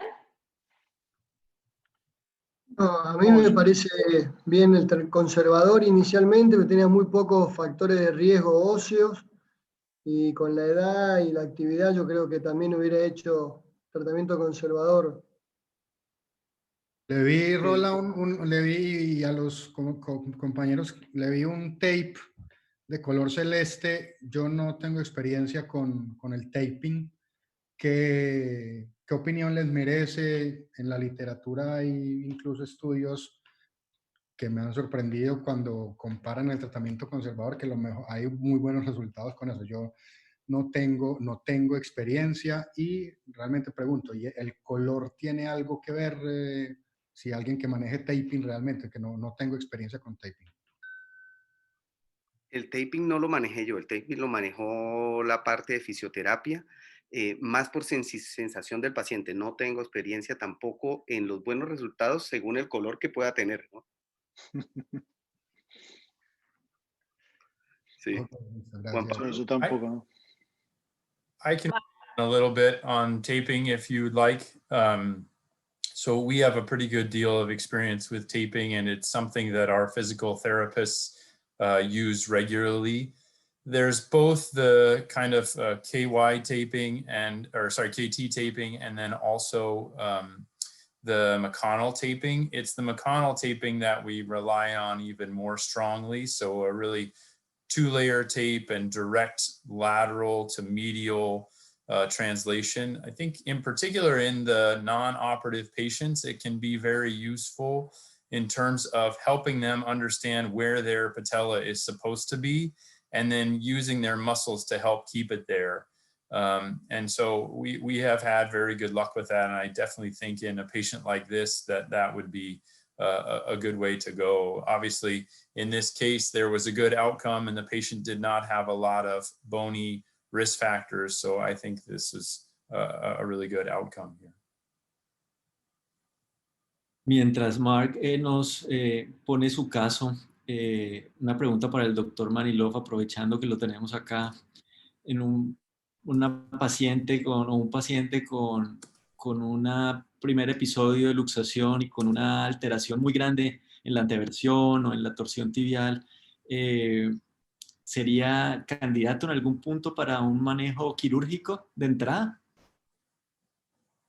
Y si tiene fisis cerradas y uno puede hacer un tratamiento definitivo, seguro que hacer solo un ligamento es tratar la consecuencia, que fue el último soporte que se rompió en el momento de luxarse, pero no estábamos tratando la causa. Y si bien hagamos una plástica con un injerto que es 10 veces más fuerte que el ligamento nativo, generalmente el paciente no se vuelve a luxar, las fuerzas que generaron esa luxación siguieron actuando y va a generar presiones y dolor. Entonces trataría de tratar la causa y la consecuencia con la osteotomía a nivel donde esté la deformidad en cada paciente. De hecho, ahora estamos por publicar una serie de 20 pacientes con ligamento patelofemoral más osteotomía de rotadora de tibia. Muy bien. Mark, go ahead. Okay, you know, I realized, like I said, I forgot in my presentation to include the publication that presentation was based on. So I've listed it here in case you have any interest in that. But Juan Pablo asked me to put a brief case together of a non-operative or a first-time dislocator, not actually a non-operative. We'll talk about that. So just to give you the quick background, this is a 15-year-old male who was injured playing American football following a spin move. It was non-contact, which I think is important. I don't let that make all of my decisions, but if a patient has a non-contact injury, then I'm thinking more along the lines of we better be sure about the bony risk factors because there's a higher likelihood that there's bony risk factors present. As I said, this is a first-time dislocation. Upon presentation, the patient had a positive effusion, generalized tenderness, and positive patellar apprehension. So obviously on the radiograph, you can see the injury here, which was highlighted, I think both in Sebastian's talk and in Rolando's talk, but this is typically off the inferomedial aspect of the patella. One of the interesting things we learned from our first-time dislocators, obviously we focus on the MPFL, but the MPFL attaches to the proximal half of the patella. The injury, the zone of injury is most commonly starts on the distal half of the patella where the MPTL attaches, and sometimes you'll get the bony avulsion with it like you see in this image. So on MRI, and you can see the level of slice here, we see that there's obviously injury to the medial retinacular tissues, including the area of the avulsion, but it extended proximally into the MPFL. And then we also see that there was osteochondral injury. Again, this tends to be off the inferomedial aspect of the patella or sometimes off the far lateral aspect of the distal trochlea or sometimes even into the lateral femoral condyle. An important factor here that you see is that, and I do think, by the way, Rolando, on that last patient, she did have some trochlear dysplasia, probably a type C in the form of mostly a flat, not so prominent trochlea. I think similar in this patient's case where it's fairly flat here. So on these views, you get some more imaging of the piece. You can see that there. And then you can see where it came from. Again, the inferomedial aspect of the patella. Here's some more views.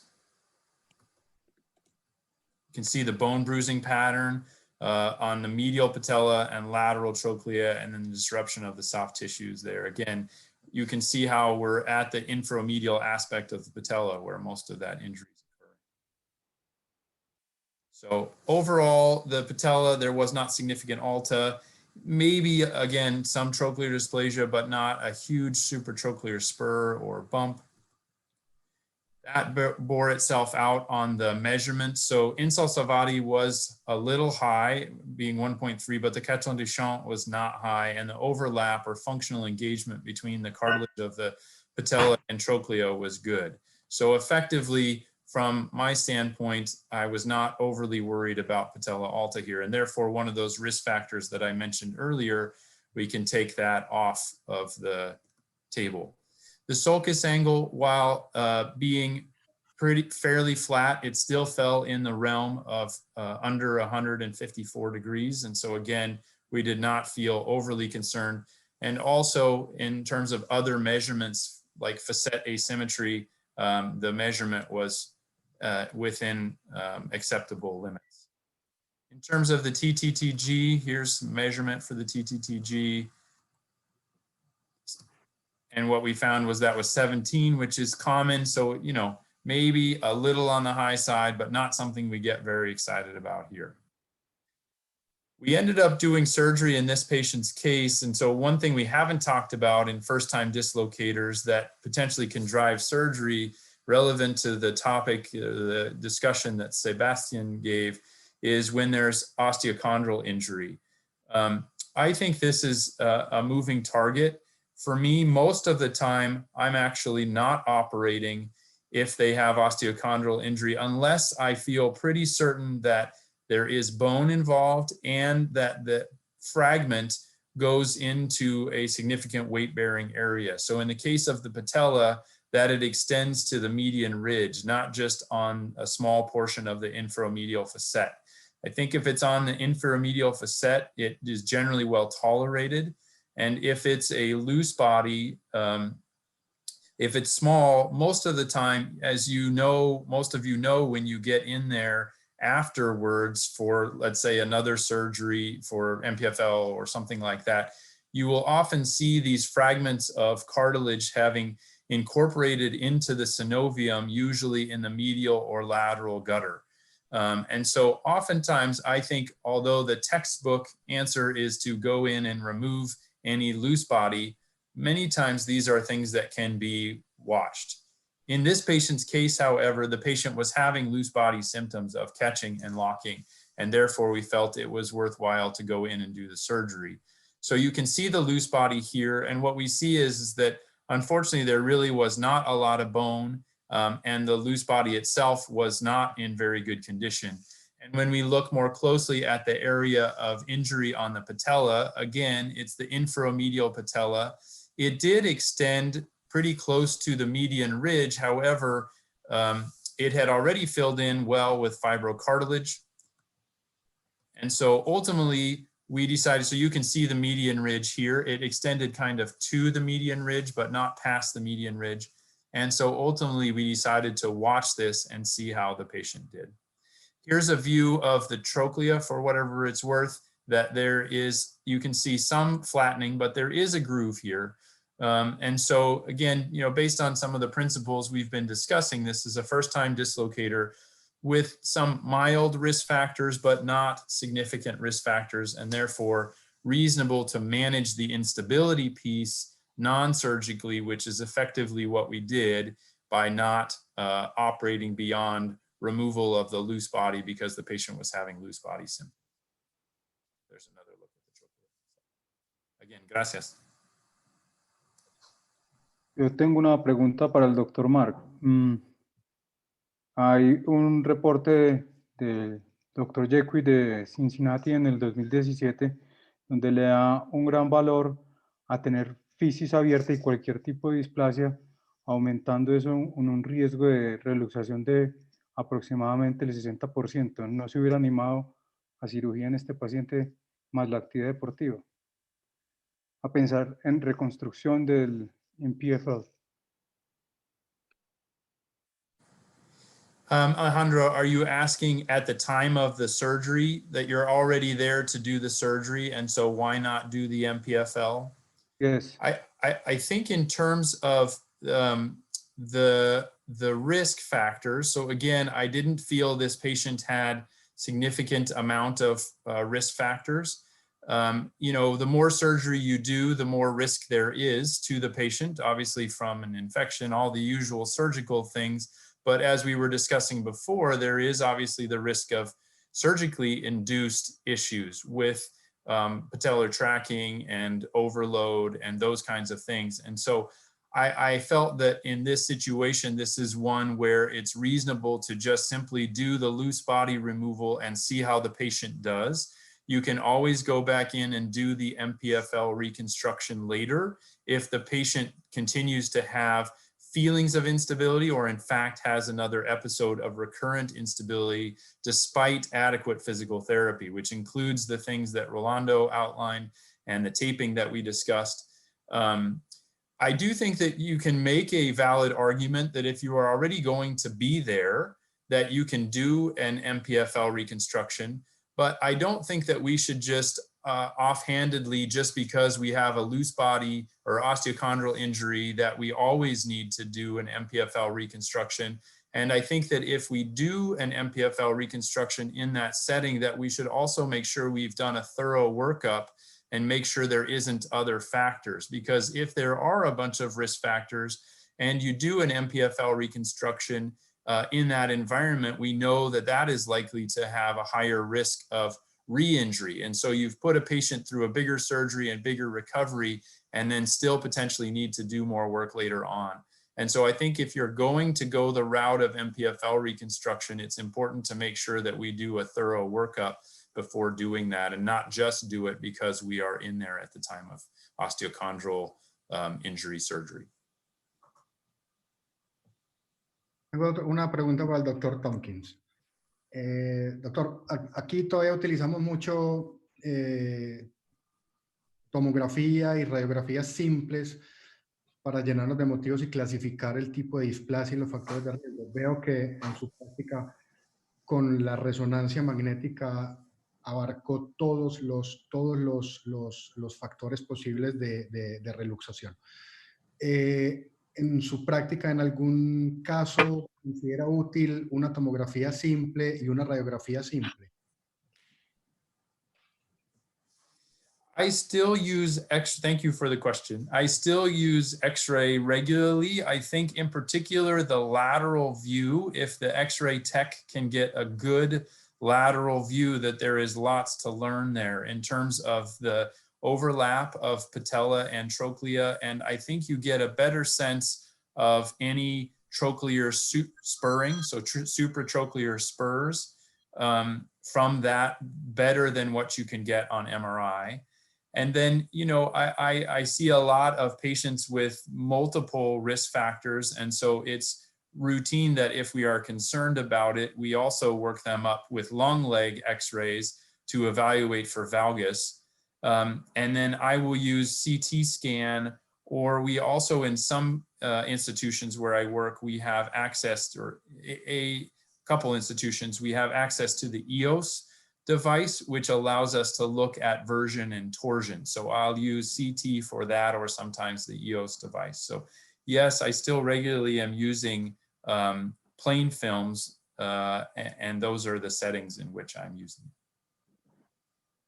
Carlos, yo creo que Alejandro hablaba un poco por todos cuál sería la tendencia en Colombia hoy de alguien que llevamos a cirugía por un cuerpo libre. La mayoría de las veces, probablemente en Colombia, la tendencia es hacer de una vez algo más, la reconstrucción del ligamento. Sin embargo, me pareció muy interesante lo que decía Mark, de mirar otros factores de riesgo, de no siempre se necesita hacer la cirugía, sino de pronto hacer el tratamiento del cartílago y ya. Te pregunto en Argentina, ¿cuál es la tendencia? Porque es que acá a veces, por los seguros y esto, uno tiene que aprovechar esa cirugía porque es posible que después le cueste trabajo volver a operar al paciente. Sí, yo estaba pensando exactamente lo mismo cuando comentaba Mark, y bueno, escuchando y leyendo para esta charla y todo, también uno se da cuenta que sobreindica procedimientos, ¿no? En pos de lo que vos decís, o de aprovechar al paciente y poder operarlo y por las dudas después no lo puedas operar en el futuro, o porque realmente no evalúa tan exhaustivamente estos factores de riesgo y dice, bueno, teniendo más datos y más cuantificación, seguimos teniendo un paciente con un bajo riesgo de reluxación y hacer solo lo que hizo Mark de sacar el fragmento osteocondral y nada más. Pero es como vos me decís, se opera mucho. Si vas a operar al paciente y hacer algo en el cartílago, probablemente termines haciendo algo en el ligamento patellofemoral también. Así es. En mi caso creo que, es fundamental evaluar el glide test, y si uno puede desplazar la rótula hacia lateral más de 3 cuadrantes, nos habla de una insuficiencia de estructuras mediales y le indico la reconstrucción medial. Como hay un fragmento libre y lo vamos a operar en agudo sin esperar y darle tiempo a que eso cicatrice, yo creo que siempre va a ir asociado a la plástica del ligamento, porque uno al hacer el glide test va a estar inestable y no nos podemos arriesgar a que cicatrice elongado.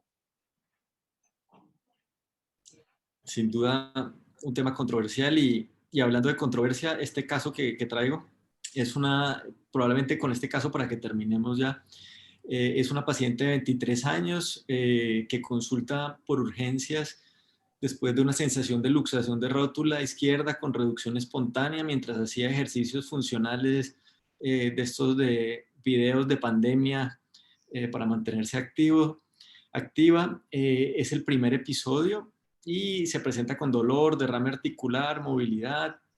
aprensión positiva, dolor al palpar la patela, y como les dije, ya estaba reducida la rótula.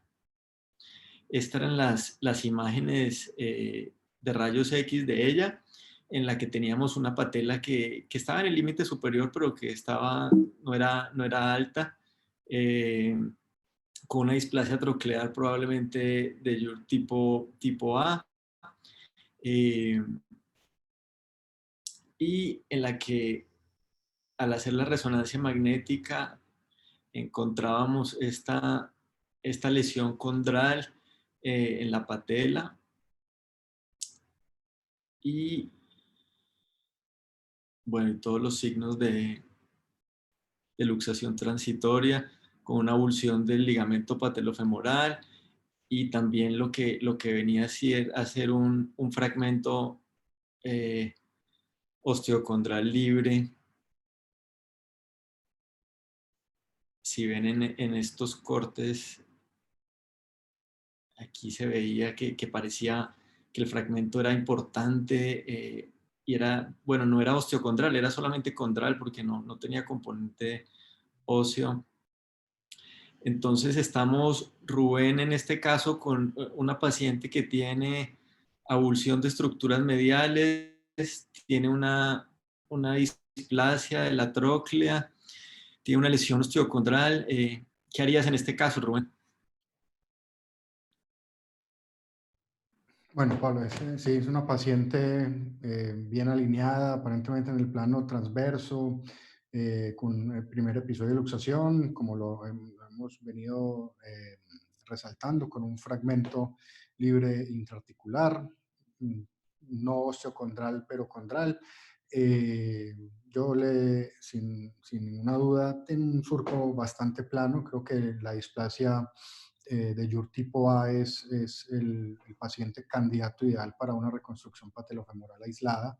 En este caso, yo le haría un procedimiento artroscópico y definiendo en el mismo si el fragmento articular es susceptible de fijación o no, y si se puede fijarlo fijo, si no se extrae algún tratamiento biológico con manofractura y alguna aumentación biológica con mallas, con algún procedimiento.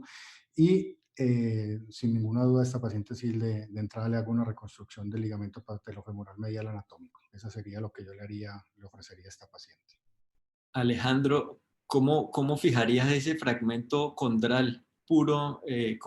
¿Qué se te ocurre para fijarlo? ¿O qué has hecho para? Yo condral puro no he fijado cuando tienen un fragmento óseo para mejorar la viabilidad, y los he fijado con tornillos sin cabeza sumergidos. He tenido buen resultado. Es difícil pues cuando es el cartílago solo fijarlo, aunque existen ya con nuevas cosas para hacerle, como hacer un mincent solo hace el doctor Cugat, del fragmento, y pegarlo con el glue de PRP y esperar pues resultados. Sin embargo, eso no tiene una evidencia suficiente, y pensaría yo que por nanofracturas plus y un scaffold lo haría más fácil. Es un fragmento inferomedial que creo que se le debería dar tratamiento, y en este caso el índice de reluxación, la paciente tiene 23 ínfisis cerrada y sería solo con el antes.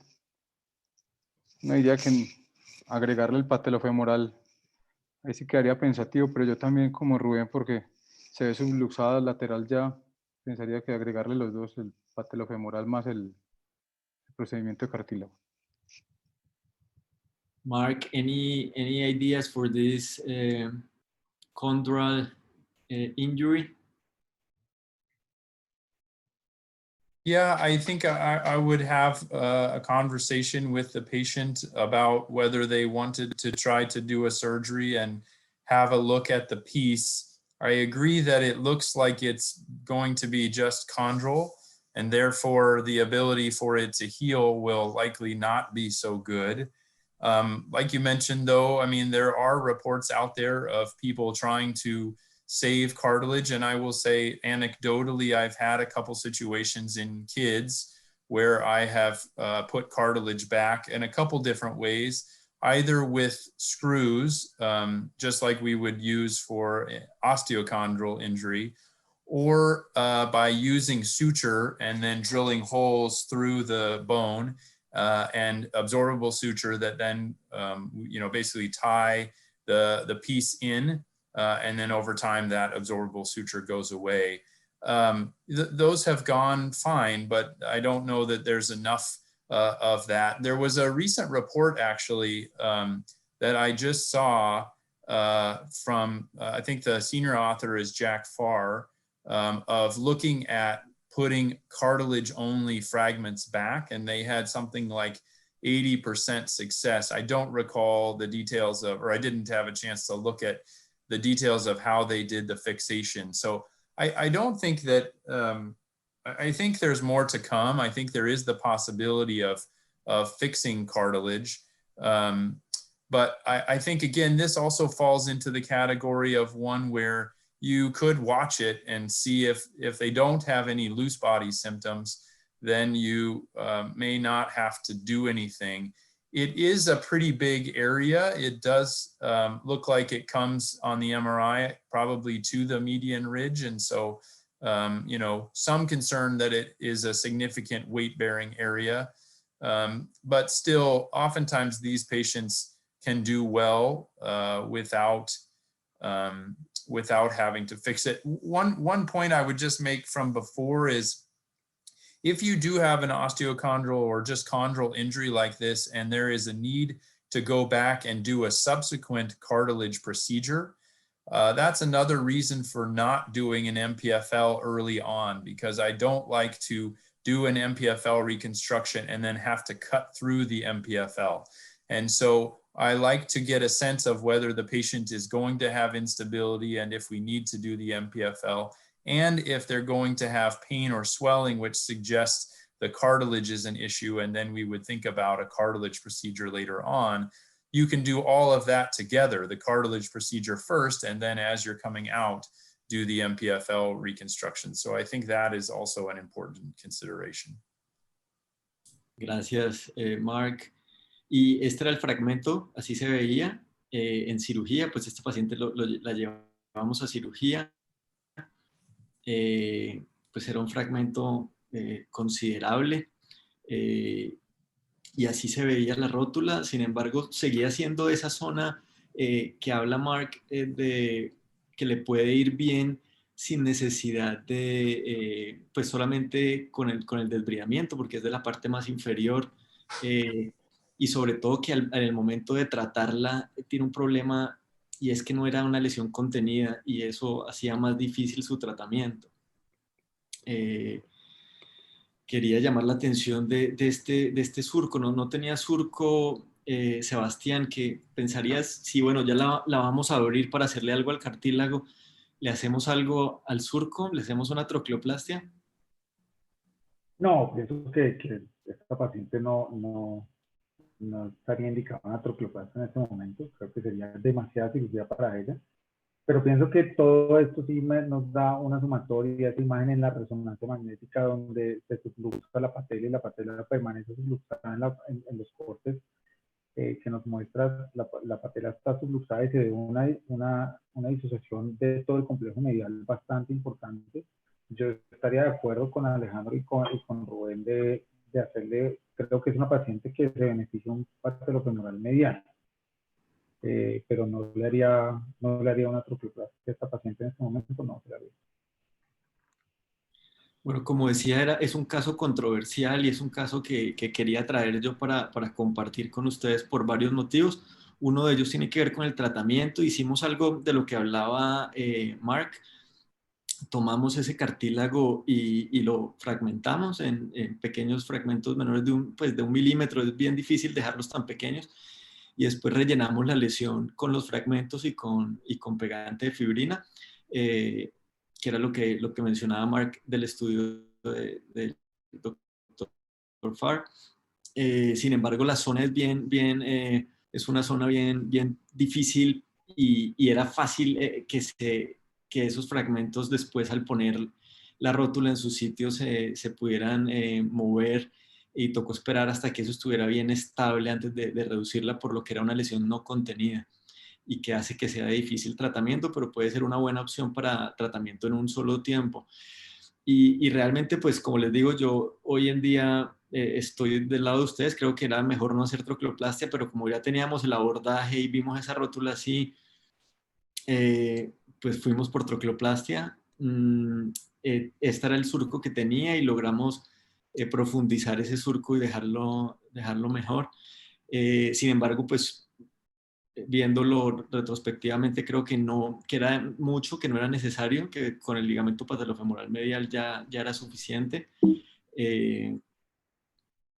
Y la prueba fue que, bueno, esta es la imagen 2 meses posoperatorio. Ya, qué pena que se me fue de una con esto, pero ella se ve pues que se corrigió ese crossing sign. Sin embargo, teníamos un problema. Claro, hicimos algo de más, teníamos que tener algún problema, movilidad de 0 a 80 grados. Y entonces tuvimos que llevar a la paciente, proponerle pues una nueva artroscopia para movilizarla. Ahí pudimos ver que se había integrado ese cartílago, pudimos ver cómo se veía el surco, nos dio la oportunidad de ver el surco ya después de haberse integrado bien, y cómo es una troqueoplastia después de, digamos que eso es algo positivo. Y afortunadamente logramos tener una movilidad completa después de esto, para nuestra tranquilidad y para el bienestar de la paciente, pero sin duda yo creo que una enseñanza es que tenemos que dejar las troqueoplastias para los casos que tienen mayor severidad de displasia y que tienen un bump, que en realidad podamos cambiar el pronóstico, porque es una cirugía que puede tener complicaciones y que debemos escoger muy bien. Pues yo tenía otro caso, pero creo que pues ya llevamos 2 horas aquí conectados y probablemente no sé si tengamos alguna pregunta final que resolver, algún comentario de pronto del caso, de algo más que alguien tenga.